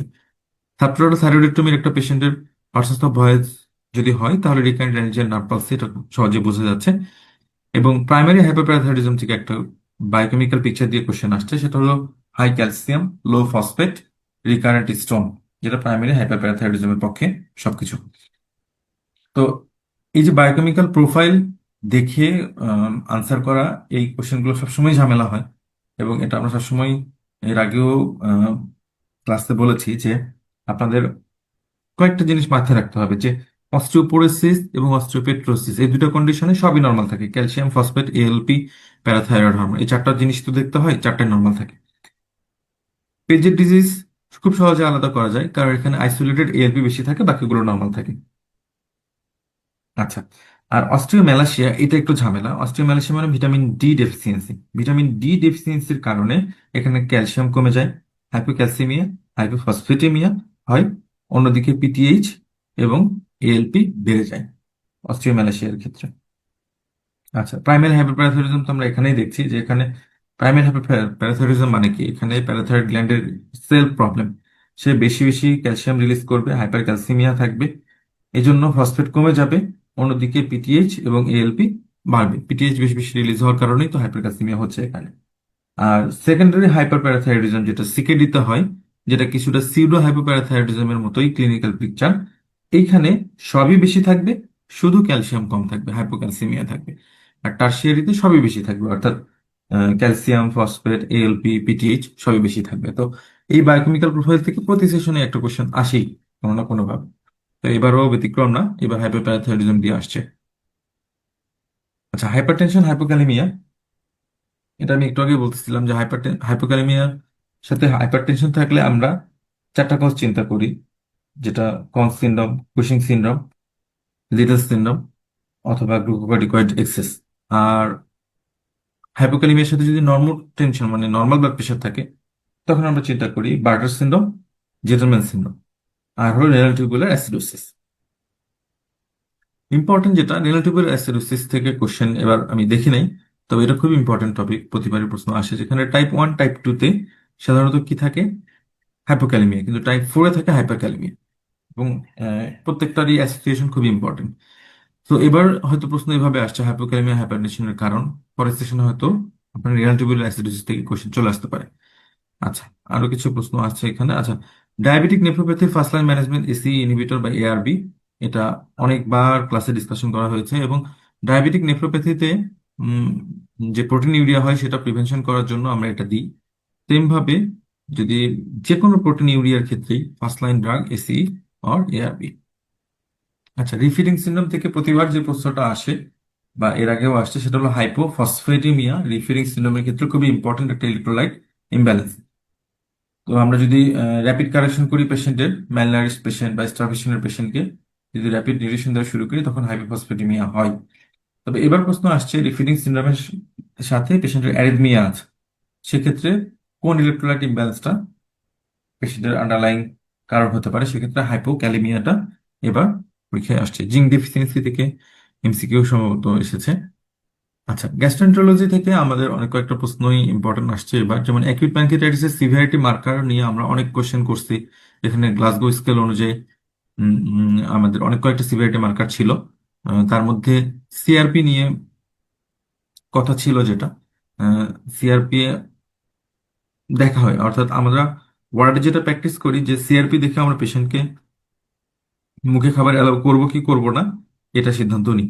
তো রেভিশনে এরকম একটা কথা আছে যে সিরিয়াল অ্যাসেসমেন্ট করতে হয় সিআরপি, এবং এটা প্রগনোসিসটার গুড একটা ইন্ডিকেটর। যখন 210-এর বেশি হয় 4 নম্বর দিনে, অ্যাকিউট প্যানক্রিয়াটাইটিসের 4 নম্বর দিনে যখন 210-এর বেশি যদি হয় তাহলে সেটা পুয়ার প্রগনোস্টিক ফ্যাক্টর। এছাড়া অ্যাকিউট প্যানক্রিয়াটাইটিসের আরো যে প্রগনোস্টিক ফ্যাক্টরগুলো আছে, যেমন AST, LDH, blood glucose, calcium, age 55-এর বেশি, এগুলো সবই আপনাদের জানতে হবে, কারণ যে কোনোটা থেকে আসতে পারে। এবং ক্যালসিয়ামটা বেশি ইম্পর্টেন্ট এর জন্য যে অ্যাকিউট প্যানক্রিয়াটাইটিস এর কারণ হাইপার ক্যালসিমিয়া, কিন্তু অ্যাকিউট প্যানক্রিয়াটাইটিসের সিভিয়ারিটি মার্কার দেখি আমরা হাইপোক্যালসিমিয়া দিই। আলসারেটিভ কোলাইটিস আর ক্রন্স ডিজিজের পার্থক্য দিয়ে কোশ্চেন আসছে, এটা খুবই কনফিউজিং একটা কোশ্চেন। যতবারই পড়া হয় তত বেশি মনে হয় ভুলে যাওয়া হয়। তো তারপরও এখানে কিছু পার্থক্য আপনাকে অবশ্যই মাথায় রাখতে হবে, যেমন ক্রস ডিজিজের ক্ষেত্রে স্কিপ লেশনটা ইম্পর্টেন্ট। এখানে স্কিপ লেশন থাকে, কোলোনোস্কোপিতে ডিসক্রিট আলসার বা ডিপ আলসার থাকে, আর স্কিপ লেশন থাকে। অন্যদিকে আলসারেটিভ কোলাইটিসে ওইখানে কিন্তু আলসারটা সুপারফিশিয়াল হয়, ডিপ হয় না, এবং কন্টিনিউয়াস ইনভলভমেন্ট হয়, স্কিপ লেশন থাকে না। আবার ক্রন্সের ক্ষেত্রে গবলেট সেল বেশি থাকে, হিস্টোলজিতে গবলেট সেল বেশি থাকে, গ্যানোলোমা থাকে। হুম কিন্তু আলসারেটিভ কোলাইটিসে আবার গবলেট সেল কম থাকে। আলসারেটিভ কোলাইটিসের ক্ষেত্রে ইম্পর্টেন্ট যেটা, সেটা হলো ক্রিপ্ট অ্যাবসেস থাকে। তো এই কথাগুলো খুব ইম্পর্টেন্ট। আবার সিরোপলিপও থাকে হলো আলসারেটিভ কোলাইটিসের ক্ষেত্রে, অর্থাৎ ক্রিপ্ট অ্যাবসেস, সিরোপলিপ, সুপারফিশিয়াল আলসারেশন এবং গবলেট সেল ডিপ্লেশন, এগুলো আলসারেটিভ কোলাইটিসে। আর ক্রন্সের ক্ষেত্রে স্কিপ্রেশন, ইনক্রিজ গবলেট সেল, গ্যানোলোমা, এগুলো ক্রস ডিজিজের ক্ষেত্রে। এবং কার্সিনোর টিউমারের মোস্ট কমন সাইট আসছিল আইলিয়াম। উম, আরো একটা ইম্পর্টেন্ট কোশ্চেন যেটা, ইসোফেজিয়াল ভেরিসিসের ক্ষেত্রে ব্লিডিং কোথায় থেকে হয়? এই জায়গাটা থেকে প্রতিবারই প্রশ্ন আসে। যেমন এর আগেও আসছিল, যে জুলাই 24-এ একটা কোশ্চেন আসছিল, এই সেম কোশ্চেনটা আসছিল যে ইসোফেজিয়াল ভেরিসিসের ক্ষেত্রে ইনভলভ, মানে যে ব্লিডিংটা হয় সেখানে কোন ভেইন বা আর্টারি ইনভলভ থাকে? এখানে গ্যাস্ট্রিক এবং অ্যাজাইগাস ভেইন ইনভলভ থাকে। আর জানুয়ারি 20 সেশনে একটা কোশ্চেন আসছিল, ওখানে ডিউডেনাল আলসার থেকে ব্লিডিং হয়, হওয়ার ক্ষেত্রে কোন আর্টারিটা কমন ইনভলভ থাকে? ওখানে গ্যাস্ট্রো ডিউডেনাল আর্টারি সঠিক আনসার ছিল। তাহলে এই জায়গাটা খুবই ইম্পর্টেন্ট। যদি ডিউডেনাল আলসার ব্লিডিং হয় তাহলে সেখানে আর্টারি ইনভলভ থাকে, গ্যাস্ট্রো ডিউডেনাল আর্টারি। ইসোফেজিয়াল ভ্যারিসিসের ক্ষেত্রে গ্যাস্ট্রিক এন্ড অ্যাজাইগাস ভেইন ইনভলভ থাকে। আর গ্যাস্ট্রিক আলসারের ক্ষেত্রে যে ব্লিডিংটা হয় সেখানে ইনভলভ থাকে লেফট গ্যাস্ট্রিক আর্টারি। আচ্ছা, হুইপলস ডিজিজ একটা মাল্টি সিস্টেম ডিসঅর্ডার। এখানে অনেক ক্লু থাকতে পারে, মানে আমাদের বডির কোনো সিস্টেম বাকি থাকে না যে ইনভলভ হওয়ার। কমনলি ডায়রিয়া, জয়েন্ট পেইন, এরকম একটা হিস্ট্রি থাকে। আচ্ছা, এখানে আরো কিছু কোশ্চেন আছে যে সিলিয়াক ডিজিজের ক্ষেত্রে আপনারা গ্লুটেন ফ্রি ডায়েটটা ফার্স্ট লাইন ট্রিটমেন্ট, যখন এটা রেসপন্স করে না তখন সেকেন্ড লাইন হিসেবে আমরা ড্যাপসন দিই। সেম ভাবে ডার্মাটাইটিস সার্পিটিফর্মিসের ট্রিটমেন্ট অপশনও কিন্তু সেম। আচ্ছা, এখানে সিআরপি বিষয়টা বলা আছে, কোশ্চেনটা এইভাবে এসেছিল। এখানে একটা প্রশ্ন আসছে, এই কোশ্চেনটা যে patient presence recurrent right lower abdominal pain, chronic diarrhoea, arthralgia without fever. তাহলে এই কোশ্চেনটা কিছুটা ক্রন্সের সাথেও যায়, কিছুটা হুইপলসের সাথেও যায়। তো ডায়াগনোসিস করার জন্য কোন ইনভেস্টিগেশন করবেন? সেক্ষেত্রে কোলোনোস্কোপি বায়োপসিটা রাইট অ্যান্সার।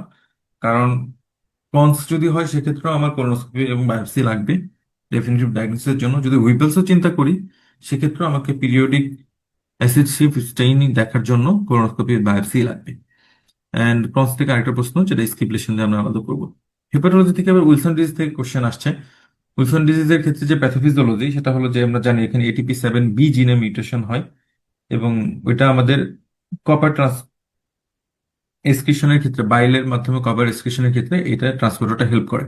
তো এখানে মিউটেশন হওয়ার কারণে যখন বিলিয়ারি এক্সক্রিশন হইতে পারে না কপার, তখন আমাদের কপার গুলো আমাদের বডিতে ডিপোজিশন হয় কমনলি লিভারে, বেসাল গ্যাংলিয়াতে, ব্রেইন, আই, কিডনি, এই জায়গাগুলোতে ডিপোজিশন হয়, এবং সিমটম গুলো এভাবে আসে।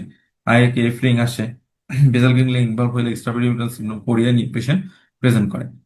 তাহলে উইলসন ডিজিজ থেকে কোশ্চেন আসার অনেক জায়গা আছে। এখানে ইনভেস্টিগেশন থেকে কোন ইনভেস্টিগেশনটা কনফার্মেটরি, 24 আওয়ার ইউরিনারি কপার আমরা দেখি, সেরাম সেরোলোপ্লাজমিন দেখি, এবং ট্রিটমেন্ট অপশন হিসেবে পেনিসিলামাইন দিই। সো উইলসন ডিজিজের অনেক কোশ্চেন, প্রত্যেকটা লাইনেই কোশ্চেন করা যায়। তবে এবার কোশ্চেনটা আসছে এই জায়গা থেকে, প্যাথোফিজিওলজি থেকে। আর ড্রাগ ইনডিউসড লিভার ইনজুরির ক্ষেত্রে কোয়ামোক্সিক্ল্যাম্প, এটা খুবই ইম্পর্টেন্ট, এটা আমাদের মুখস্থ জিনিস, আলোচনা করেছি এর আগে।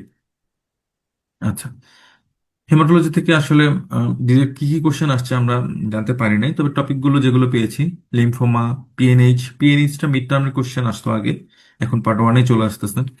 তো পিএনএইচটা ইম্পর্টেন্ট। পিএনএইচ এর অ্যাসোসিয়েশন থেকে আমরা এমসিকিউ সেট করেছিলাম আপনাদের পরীক্ষায়। তো অ্যাসোসিয়েশন গুলো জানা থাকলেও মোটামুটি আপনাদের পরীক্ষার হলে কোশ্চেন আনসার করে আসতে পারা কথা। এবং পিএনএইচ এ আমাদের CD55 এবং CD59, এই দুইটা কমপ্লিমেন্টে ঝামেলা হয়, হওয়াতে আমাদের কমপ্লিমেন্ট মেডিয়েটেড যে লাইসিস, সেল লাইসিস হয়, সেটা আর করতে পারে না বলেই এখানে ইন্টারভাস্কুলার হিমোলাইসিস হয়, পেশেন্টের রেড ব্রাউন কালার ইউরিনেশন হয়।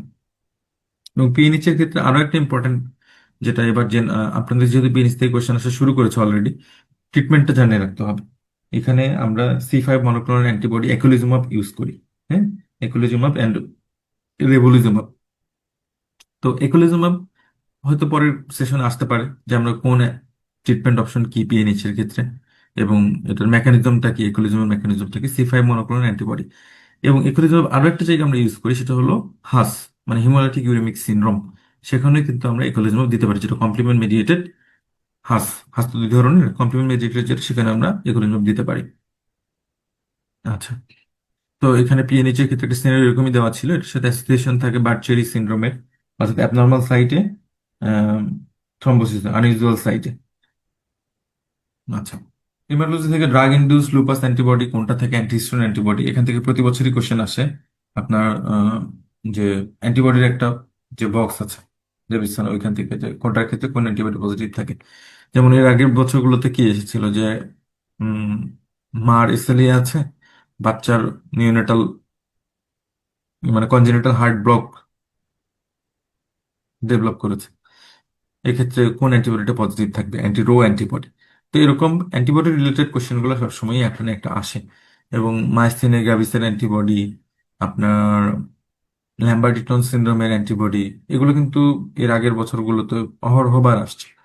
তো যদিও অ্যান্টিবডি রিলেটেড কোশ্চেন এবারও আসছে, আপনার জিপিএ তে কোন অ্যান্টিবডি পজিটিভ থাকে, এটা আগে আমরা ডিসকাস করছি। ড্রাগ ইনডিউসড লুপাস অ্যান্টিবডিতে কোনটা থাকে, অ্যান্টিহিস্টোন অ্যান্টিবডি। আচ্ছা, নি অস্টিওআর্থ্রাইটিস থেকে এই কোশ্চেনটা একটু অ্যাটিপিক্যাল মনে হয়েছে, ওয়াস্টিং অফ পার্ডিসেস। এটা আসলে আমি নিজেও জানতাম না যে এটা হয়।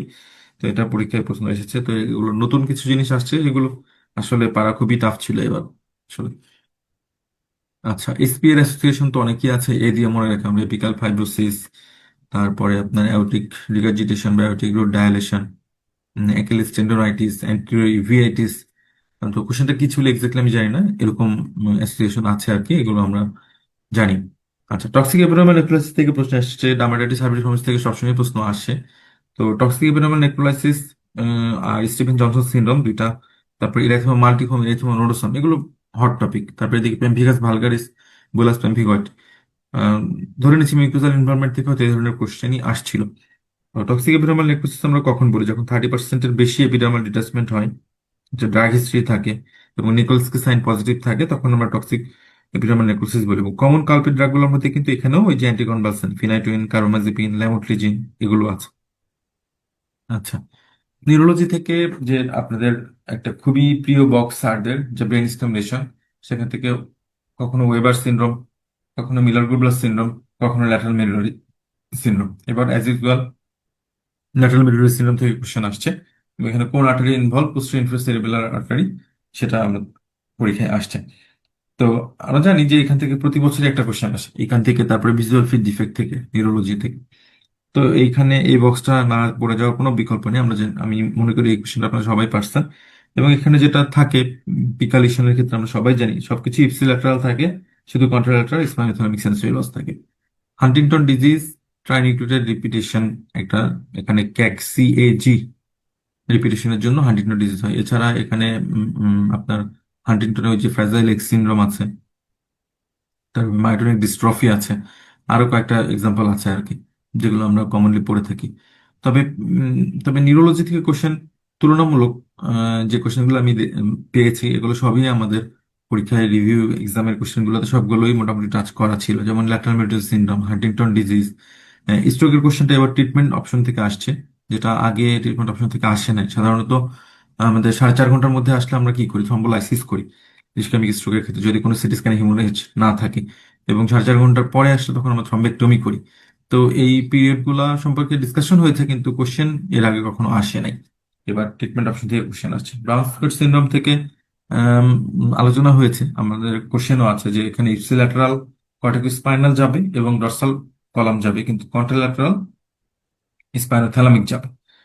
হেমিসেকশন, যেহেতু এক পাশের স্পাইনাল কর্ডের হেমিসেকশন হয়, সেহেতু এই ধরনের ফিচার থাকে। আমরা এই কোশ্চেনগুলো আলোচনা করেছি। এটা মনে হয় ডায়াগনোসিস জানতে চেয়েছিল। আলানার পালসি, অ্যাপ্লিকেশনাল পালসি, এগুলো আশা করি আপনারা পেরেছেন। সাবথ্যালামিক নিউক্লিয়াসের লিশনে হেমিবেলিসমাস হয়, এটা নিয়ে আমরা অলরেডি আলোচনা করেছি। এবং হেমিবেলিসমাসের যে মোস্ট কমন কজ, সেটা কিন্তু স্ট্রোক। আচ্ছা, এটা হলো থ্রম্বোলাইসিসের কোশ্চেনটা। ব্লাড ব্রেন ব্যারিয়ার থেকে এবার এমসিকিউ না আসে একটা এসবি এসেছে। এসবিএটা দেখেন যে কিরকম, যে ব্লাড ব্রেনের ক্ষেত্রে কোনটা অ্যানাটমিক্যাল বেসিসটা সঠিক, এটা হয়তো একটু টাফ হয়ে গেছে পরীক্ষা দিয়ে পড়ে না গেলে আসলে এটা মুশকিল, যে টাইট জাংশন থাকে এন্ডোথেলিয়াল সেলগুলোর মধ্যে, একটু টাফ। অ্যানাটমি থেকে যে কোশ্চেন গুলো আসে অলওয়েজই টাফ। আচ্ছা, সাইকিয়াট্রি থেকে যে কোশ্চেন আসছে তার মধ্যে হ্যালোপেরিডোলের most common adverse effect acute dystonia, এটাও পরীক্ষার হলো আনসার করা খুবই টাফ। কেন? হ্যালোপেরিডোলের অনেক অনেক অ্যাডভার্স ইফেক্ট আছে, অ্যাকিউট ডিস্টোনিয়া আসলে মোস্ট কমন, হয়তো বাকি অপশনগুলো দেখে আম, এটা দাগানো ছাড়ার উপায় নাই আসলে। তবে acute dystonia most common adverse effect.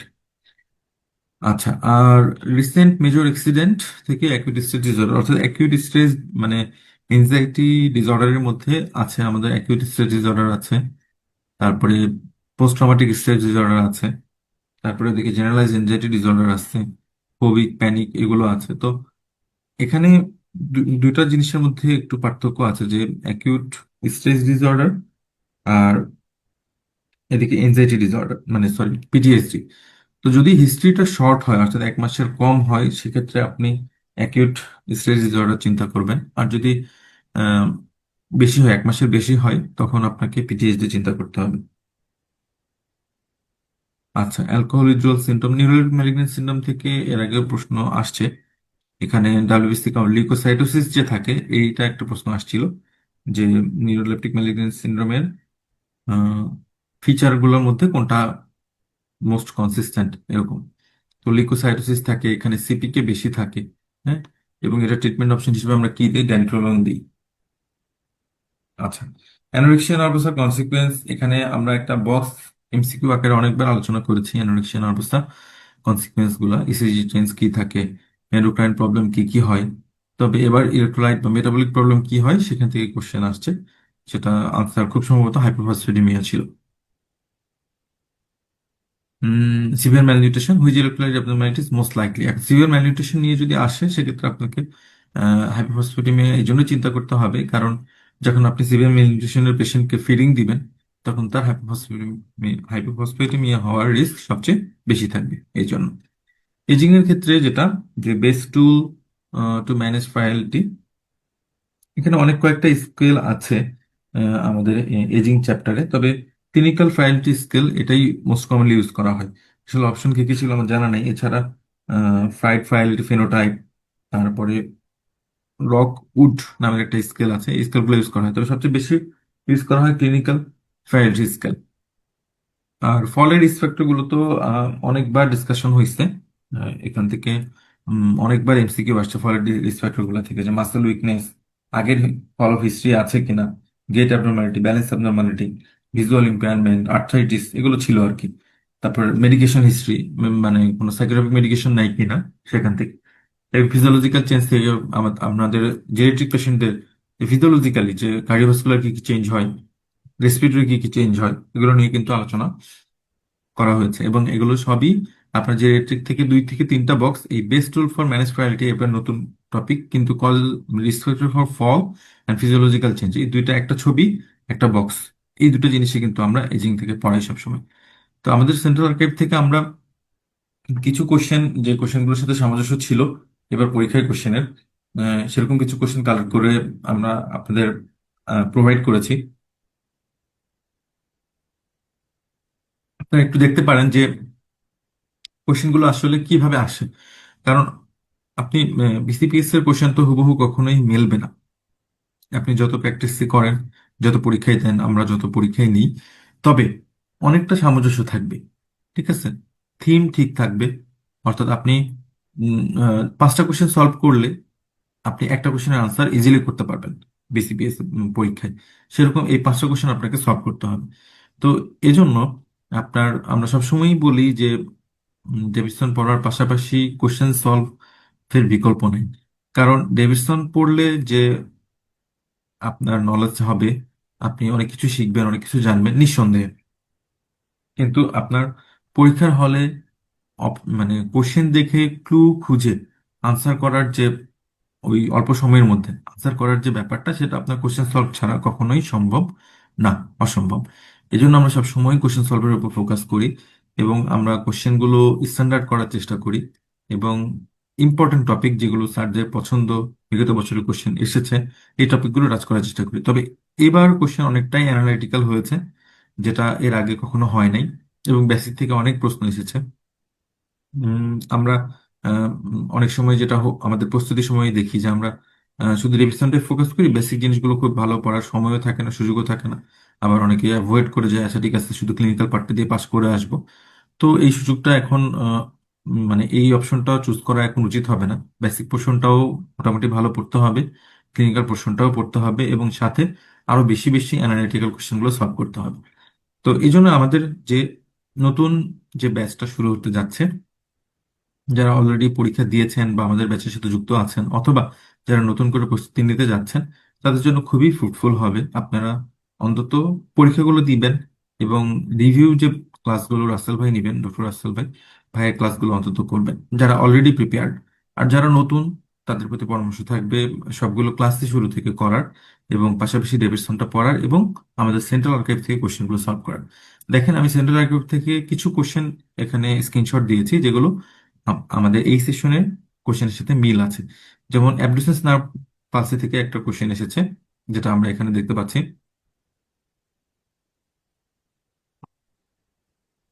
Left six nerve পালসির একটা কোশ্চেন, যে পেশেন্ট সিক্স নার্ভ পালসির কাজ কি, ল্যাটারাল ইলেকট্রিক সাপ্লাই দেওয়া। পেশেন্ট ল্যাটারালি আইবলটা নিতে পারছে না, মানে অ্যাবডাক্ট করতে পারছে না। ঠিক আছে, এবং যখন করছে তখন তার ডাবল ভিশন হচ্ছে। তার মানে left six nerve palsy, Davidson থেকে ডিরেক্ট কোশ্চেন। আবার এই যে আমরা বলেছিলাম যে আমাদের ল্যাটারাল মেরুরি সিনড্রোম থেকে এরকম একটা প্রশ্ন আমরা দিয়েছিলাম, যে 65-year-old male, acute onset unsteadiness, gait dizziness and dysphagia, এবং এক্সামিনেশনের রাইট সাইডের Horner syndrome, nystagmus, loss of pain temperature left side. দেখেন যে কন্ট্রাল্যাটারাল মানে লেফট সাইডে তার টেম্পারেচার এন্ড পেইন সেন্সেশন গেছে, মানে স্পাইনোথ্যালামিক আছে, আর বাকি সবগুলো ইপসিল্যাটারাল রাইট সাইডে। তার মানে কি, এটা ল্যাটারাল মেরুরি সিনড্রোম। আচ্ছা, এরপর আরো একটা কোশ্চেন দেখেন, ন্যাচারাল কিলার সেল থেকে এবার প্রশ্ন আসছে। আমরা ন্যাচারাল কিলার সেল থেকে, ন্যাচারাল কিলার সেলের ফাংশন, এখান থেকে একটা এমসিকিউ সেট করেছিলাম, এবং এখান থেকে আপনি ন্যাচারাল কিলার সেল রিলেটেড যে অ্যাটলিস্ট কোশ্চেনটা সলভ করলে হয়তো আপনার কিছু অপশন কমন পড়তো, কারণ ডেফিনেশন থেকেই ক্রিয়েট করে দেওয়া। আচ্ছা, এই প্রশ্নটা তো হুবহু চলে আসছে, যে আপনি মিক্সিডেমা কমাতে হাইড্রোকর্টিসন এবং লেভোথাইরক্সিন একসাথে দিতে হবে। দেখেন, এটা তো আসলে আমাদের অনেক আগের প্রশ্ন, গত বছরের প্রশ্ন হয়তো। তো আপনি যদি সেন্ট্রাল আর্কাইভ থেকে এই কোশ্চেনগুলো সলভ করেন, তাহলে কিন্তু আপনি এগুলো কিছু জিনিস হুবহুই পেয়ে যাবেন, আর কিছু জিনিস সামঞ্জস্য থাকবে যেটা আপনি কোশ্চেন সলভ করলে আনসার করাটা আপনার জন্য ইজি হবে। যেমন দেখেন, আমরা কোশ্চেন করেছিলাম এর আগে যে ডায়ালেটেড পিপলের কজ। তো এখানে আমাদের এক্সপ্লেনেশনে কিন্তু স্মল পিপল, ডাইলেটেড পিপল দুইটাই সুন্দর করে স্ক্রিনশট দিয়ে দেওয়া আছে ডেভিডসন থেকে হুবহু। তাহলে আপনি ডাইলেটেড পিপল সলভ করলেন, সাথে স্মল পিপলের কজগুলো দেখে নিলেন, তাহলে কিন্তু পরীক্ষায় আপনার ভুল হওয়ার চান্স অনেক কম। এই জন্য কোশ্চেন সলভের বিকল্প নেই আসলে। আচ্ছা, এখানে অ্যাকিউটিবুলার নেক্রোসিস থেকে একটা কোশ্চেন আছে। তো অ্যাকিউটিবুলার নেক্রোসিসের কজগুলো জানতে চাওয়া হয়েছে কোশ্চেনটাতে। তো বলা হয়েছে যে which of the following list likely be the cause of ATN. তো দেখেন, right answer corticosteroid therapy. Corticosteroid therapy ATN করে না, বাকি যেগুলো অপশন আছে সবগুলো এটিএন করে, যেমন হাইপোভলিমিয়া, র্যাপিডোমায়োলাইসিস, প্যারাসিটামল পয়জনিং এবং হাইপারটেনশন। তাহলে এটা ইম্পর্টেন্ট যে আপনি এই কোশ্চেনটা হয়তো এভাবে আমরা স্টেম আকারে করেছি, কিন্তু অ্যাকিউটিবুলার নেক্রোসিসের কারণগুলো যদি আপনি জানেন, পরীক্ষার হলে আপনি প্রডিউস করে আসতে পারবেন। আচ্ছা, এই কোশ্চেনটা দেখেন, 14 নম্বর, এখানে যেটা দেখতে পাচ্ছি যে এখানে drugs that can reduce late ventricular remodelling following acute transmural MI. তাহলে এমআই এর পরবর্তীতে যে ভেন্ট্রিকুলার রিমডেলিং হয়, সেটা প্রিভেনশনের ক্ষেত্রে কোন কোন ড্রাগ এর রোল আছে? এটা আমরা এমসিকিউ দিয়েছিলাম, আপনাদের পরীক্ষায় আসছে এসবি আকারে। তো আমি কখনোই বলবো না যে সবসময় আমরা যেটা এমসিকিউ দিব সেই এমসিকিউ আসবে, আমরা যে এসবি দিব সেটাই আসবে। কিন্তু দেখেন, আপনি যদি এমসিকিউটা সলভ করতেন, তাহলে কিন্তু আপনি অ্যাটলিস্ট জানতেন যে এখানে র্যামিপিল, স্পাইরোনোলেকটন, সাথে এক্সপ্লেনেশনটা পড়ে নিলে আপনি জানতে পারতেন বিটা ব্লকার, এই তিনটা ড্রাগ ডিরেক্টলি রিমডেলিং প্রিভেন্ট করে। অন্যদিকে ফুসেমাইড, ডিগোক্সিন, অ্যামলোডিপিন, এদের কোনো রোল নেই। তাহলে ইজিলি আপনি কিন্তু অপশনটা আউট করে, মানে রুল আউট করে এসি ইনহিবিটরটা রাইট আনসার দাগাইতে পারতেন না। হয়তো আপনারা পেরেছেন। আচ্ছা, এখানে প্যারেটাল লোব লিশন থেকে একটা কোশ্চেন দেওয়া আছে, যে প্যারেটাল লোব লিশনের বিষয় আছে যে এখানে ডমিনেন্ট নাকি নন ডমিনেন্ট, কোনটা ইনভলভ, সেই অনুযায়ী কিছু ফিচার আসে। তো আমাদের এখানে দেখেন যে এই পেশেন্টের 65 ইয়ার ওল্ড, রাইট হ্যান্ডেড, মানে যে ডান হাত ডমিনেন্ট, যার তার ব্রেনের left cerebral hemisphere dominant lobe, আর রাইটটা হলো নন ডমিনেন্ট। তো এই পেশেন্টের অপারেশন হয়েছে কোনটা? Right carotid artery. তার মানে তার রাইট সাইডে সেরেব্রাল হেমিস্ফিয়ার গেছে। তার মানে কি নন ডমিনেন্ট প্যারাইটাল গেছে। নন ডমিনেন্ট প্যারাইটালের কাজ হলো, মানে যদি লিশন হয় এখানে, তাহলে এখানে কনস্ট্রাকশনাল অ্যাপ্রাক্সিয়া হয়। এই জন্য এখানকার রাইট আনসার হলো কনস্ট্রাকশনাল অ্যাপ্রাক্সিয়া। বাকি যে অপশনগুলো আছে এগুলো acalculia, agraphia, receptive dysplasia, right left confusion, এগুলো কিন্তু ডমিনেন্ট প্যারাটালের কাজ। আর নন ডমিনেন্ট প্যারাটালের কাজ হলো, মানে প্যারাটাল লেশনে যেটা হয় সেটা হলো আপনার কনস্ট্রাকশনাল অ্যাপ্রাক্সিয়া, ড্রেসিং অ্যাপ্রাক্সিয়া, এগুলো। তো কর্টিক্যাল লোবার ফাংশনের যে বক্সটা, সেই বক্স থেকে এই কোশ্চেন আপনাদের এইবারও এই সেশনে কিন্তু একটা কোশ্চেন এখান থেকে এসেছে। আচ্ছা, এখানে আমরা দেখি যে জিঙ্ক ডেফিসিয়েন্সির যে ফিচারগুলো, এই এমসিকিউটা সলভ করলে আপনি ইজিলি পারবেন। এবং এই যে হাইপার ক্যালসিমিয়ার ম্যানেজমেন্ট বক্সটা যদি একবার আপনি দেখে যান বা কোশ্চেন সলভ করে যান, তাহলে আপনি পেরে যাবেন। এভাবে তো ফার্স্ট লাইনটা আসছে আইভি স্যালাইন দিব, নর্মাল স্যালাইন দিব। যদি নেক্সট টাইম আসে যে হ্যাঁ আইভি স্যালাইন দেওয়া হয়েছে বা ফ্লুইড হাইড্রেশন কারেকশন করা হয়েছে, এরপরও পেশেন্টের হাইপার ক্যালসিমিয়া মানে কারেকশন হচ্ছে না, তখন আপনি সেকেন্ড লাইন অপশন হিসেবে কি করবেন? তখন আপনাকে দিতে হবে জোলিড্রোনিক অ্যাসিড। ঠিক আছে, মানে বিসফসফোনেট দিতে হবে। এই বক্সটা পড়া থাকলে আপনি কিন্তু পারবেন। এছাড়া পেশেন্টের এটাও বলা থাকতে পারে যে পেশেন্টের ফ্লুইড দেওয়া হয়েছে, আপনি নেক্সট স্টেপ কি নেবেন? পেশেন্টের ক্রিয়েটিনিন বলা থাকলো 4। আপনি যদি পেশেন্টের ক্রিয়েটিনিন বেশি থাকে তাহলে কিন্তু বিসফসফোনেট দিতে পারবেন না। তখন আপনাকে থার্ড অপশন সিলেক্ট করতে হবে, সেটা হলো ড্যানোসোম্যাব। ড্যানোসোম্যাব দিতে হবে। ঠিক আছে, ড্যানোসোম্যাব আমরা এই জন্য এভাবে স্টেপ ওয়াইজ আপনাদেরকে জানতে হবে। এই জন্য ডেভিডসনের বিকল্প নাই, কোশ্চেন সলভের বিকল্প নাই। আচ্ছা, পিএনএস থেকে এই প্রশ্নটা আমি এই জন্য এনেছি যে পিএনএস থেকে আমরা একটা এমসিকিউ সেট করেছিলাম, সেটার অ্যাসোসিয়েশন দিয়ে। আপনি যদি ওই যে বার্চিরি সিনড্রোম বা পিএনএস এর সাথে অ্যাসোসিয়েটেড থাকে যে আপনার অ্যাপ্লাস্টিক অ্যানিমিয়া বা মাইলোডিসপ্লাস্টিক সিনড্রোম, এগুলো জানা থাকে, তাহলে আপনার আনসার করাটা হয়তো ইজি হইতো একবারে পড়ে না গেলেও এই জিনিসগুলো জানলে। এই যে ট্রাইনিউক্লিওটাইড রিপিট ডিসঅর্ডার, এখান থেকে দেখেন হান্টিংটন ডিজিজ আমরা অলরেডি কোশ্চেন করেছিলাম, এই প্রশ্নটাই আসছে, এরকম করেই প্রশ্নটা আসছে। আচ্ছা, এখানে প্যারাডাল থেকে আরো একটা কোশ্চেন দেখাইছি আমরা। আর প্যানক্রিয়াটাইটিসের সিভিয়ারিটি স্কেল, যেগুলো আমি বলেছি, সেগুলো সবই এই বক্সে আছে। এর আগে আমরা একটা দিয়ে একটা এমসিকিউ সেট করেছিলাম। আচ্ছা, এখানে আরেকটা ল্যাটারাল মেরুলার সিনড্রোমের প্রশ্ন, এবং এটা প্যানিক অ্যাটাকে আমাদের যে রেসপিরেটরি অ্যালকালোসিস হয় সেটা রিলেটেড একটা কোশ্চেন। এখানে রেসপিরেটরি অ্যালকালোসিস হয়, হাইপোক্যালসেমিয়া হয়, হয়তো এবার আসছে রেসপিরেটরি অ্যালকালোসিস দিয়ে, পরের বার আসতে পারে যে প্যানিক অ্যাটাকের একটা পেশেন্টের যে হাত পা ঝিমঝিম করছে বা প্যারাস্থেসিয়া হচ্ছে পেরি ওরাল বা টিংলিং হচ্ছে, এটার কারণ কি? এটার কারণ হাইপোক্যালসেমিয়া। হ্যাঁ, তো এটাও আপনার প্যাথোফিজিওলজি আকারে পরীক্ষায় আসতে পারে। আচ্ছা, এখানে এই যে আমাদের সোরিয়াসিস এর পেশেন্টের বিস্তর প্রবল দিতে পারবো না বিটা ব্লকার, কারণ এটা এক্সাজারবেট করে। হয়তো প্রশ্নটা আমরা এভাবে সিলেক্ট করেছিলাম যে কোন অ্যান্টিহাইপারটেনসিভ দিতে পারবেন না। আপনি যদি এটা জানেন যে কোন অ্যান্টিহাইপারটেনসিভ দিতে পারবেন না, তাহলে কিন্তু যেটা দিতে পারবেন না সেটা ছাড়া বাকি অপশনগুলো চেক করে আপনি সঠিক আনসার দিয়ে দিতে পারবেন। আচ্ছা, ব্রাউন সিকিউর থেকে একটা প্রশ্ন এখানে দেওয়া আছে।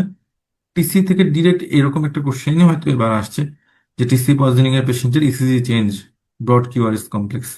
আমরা এভাবেই কোশ্চেন দিয়েছিলাম, আমরা ডেভিসন থেকে ছবি সহ আমরা রেফারেন্স দিয়েছিলাম আমাদের রিভিউ এক্সামের কোশ্চেনগুলোতে। আচ্ছা, আর এখানে অ্যাকুটেন্সিয়াল নেফ্রাইটিস থেকে একটা কোশ্চেন দিয়েছিলাম। আমি জানি না অ্যাকুটেন্সিয়াল নেফ্রাইটিস থেকে আপনাদের কি ধরনের কোশ্চেন আসছে, তবে এখানে আমরা যে কোশ্চেনটা দিয়েছিলাম যে অ্যাকুটেন্সিয়াল নেফ্রাইটিসের ক্ষেত্রে মোস্ট কমন যে ড্রাগগুলো থাকে, সেই ড্রাগগুলো যদি আমরা উইথড্র করি তাহলে এটা অটোমেটিক ভালো হয়ে যায়, ঠিক হয়ে যায়। এরপর ঠিক না হলে আমাদের কর্টিকোস্টেরয়েড দিতে হয় আইভি, সেটা আলাদা বিষয়। তবে আপনাদের লেভেলে এটা ইম্পর্টেন্ট যে কোন কোন ড্রাগগুলো অ্যাকুটেন্সিয়াল নেফ্রাইটিস করে এবং এটার ম্যানেজমেন্ট অপশন কি, ইনিশিয়াল ম্যানেজমেন্টটা কি, সেটা হলো withdrawing of the offending drug. Coamoxiclav দেখেন ডিরেক্ট কোশ্চেন আমরা এভাবে রাখছিলাম আমাদের পরীক্ষায়, হয়তো এভাবে একটা কোশ্চেন সেট করা ছিল আপনাদের, কিন্তু এটা আপনারা নিশ্চয়ই জানতেন যে কোয়ামোক্সিক্ল্যাব কোলেস্টেরিক লিভার ডিজিজ করে। হেমিব্যালিসমাস থেকে একটা কোশ্চেন করেছিলাম, লিশন কোথায় সাবথ্যালামিক নিউক্লিয়াসে, এটা বোঝার জন্য যে 68-year-old উমেন, তার লম্বা সময়ের হাইপার টেনশন, ডায়াবেটিস, এখন প্রেজেন্ট করছে sudden onset involuntary movement of right arm and leg. এটাই থাকে হেমিপ্লেসিস, মানে কি শরীরে যে কোনো একটা পাশ, ডান পাশ অথবা বাম পাশ অ্যাবনর্মাল মুভমেন্ট হইলে তখন সেটাকে আমরা বলি হেমিপ্যালিসমাস। অপোজিট সাইডে সাবথ্যালামিক নিউক্লিয়াসটা ইনভলভ হয়েছে। এটা হলো জিপিএ থেকে প্রশ্ন। আমরা অ্যান্টিপ্রোটিন S3 এভাবে জানতে চেয়েছিলাম যে কোন অ্যান্টিবডিটা পজিটিভ, কিন্তু আমরা কিন্তু এখানে ক্লু ভালোই দিয়েছিলাম যে একটা পেশেন্টের অ্যাকিউট রেনাল ফেলিউর নিয়ে প্রেজেন্ট করছে, সাথে পেশেন্টের রিকারেন্ট এপিসাইটিসের একটা হিস্ট্রি আছে, রেনাল বায়োপসিতে ক্রিসেন্টে গ্লোমেরুলোনেফ্রাইটিস পাওয়া গেছে, সেক্ষেত্রে কোন অ্যান্টিবডিটা আমরা পজিটিভ পাবো? হ্যাঁ, সেক্ষেত্রে সিয়াঙ্কা বা অ্যান্টিপ্রোটিন S3। তো থ্যাংক ইউ। আমরা আসলে উম, অনেকগুলো কোশ্চেনই আসলে আলোচনা আরো ডিটেলস করা যেত, কিন্তু সবগুলো কোশ্চেন বা 75টা কোশ্চেন তো আলোচনা করা সম্ভব না এত অল্প সময়। তবে আমরা যতটুকু যে কোশ্চেনগুলো যতটুকু পেয়েছি, আমরা ক্লু পেয়েছি বা টপিকটা জানতে পেরেছি বা কোশ্চেন ডিরেক্ট পেয়েছি, সেখান থেকে আপনাদের বোঝার জন্য, যারা নতুন করে প্রস্তুতি শুরু করবেন তাদের বোঝার জন্য যতটুকু আলোচনা দরকার, সবকিছু আপনারা বুঝতেও পারবেন না এখন, যারা প্রস্তুতি শুরু করেন নাই, তাদের ডেভিডসন কিছুটা পড়ার পরে কোশ্চেনগুলো আপনারা বুঝতে পারবেন। তবে এতটুকু বোঝার জন্য আজকে ক্লাসটা নেওয়া যে কোশ্চেনটা কেমন হয়, এবং আমাদের যে সেন্ট্রাল আর্কাইভের সাথে কিভাবে কোশ্চেনগুলো মিল রেখে আমরা কোশ্চেন করি, যেটা থেকে আপনারা যারা মেডিকেল হায়ার স্টাডির সাথে প্রস্তুতি শুরু করতে যাচ্ছেন বা শুরু করার প্ল্যান করছেন, তাদের জন্য ক্লাসটা অবশ্যই অনেক ইফেক্টিভ। এবং অলরেডি যারা পরীক্ষা দিয়েছেন এবং হয়তো খুব অল্পের জন্য এবার পাশ হয় নাই বা এবার ভাগ্য সাথে ছিল না, তাদের জন্য ইম্পর্টেন্ট এই জন্য যে আমরা কিভাবে কোশ্চেনগুলো ক্লু খুঁজবো পরীক্ষার হলে। শুধু নলেজটা ইম্পর্টেন্ট না, পরীক্ষার হলে আসলে সার্ভাইভ করে আসার একটা জায়গা। এখানে আপনি কতটা উম, কতটা মানে চিন্তা করতে পারেন, কত ভাবে চিন্তা করতে পারেন, এটা ইম্পর্টেন্ট। জানা জিনিসগুলা রিপ্রোডিউস করে আসাটা হলো ইম্পর্টেন্ট। তো এজন্য আমি মনে করি যে ডেভিডসন পড়ার পাশাপাশি কোশ্চেন সলভ করতে হবে অনেক বেশি, যাতে করে আপনি একটা জিনিস নিয়ে অনেক কিছু মানে অনেক ভাবে চিন্তা করতে পারেন। এছাড়া আসলে এখন যে ধরনের অ্যানালিটিক্যাল কোশ্চেন হচ্ছে, এখান থেকে বের হয়ে আসা খুব টাফ হবে আপনাদের জন্য। তো সবার জন্য শুভকামনা রেখে আজকে ক্লাসটা এখানেই শেষ করছি। তবে আম, যাদের খারাপ হয়েছে আর কি, তাদের উদ্দেশ্যে বলবো, মন খারাপ করে থাকার কোনো সুযোগ নাই।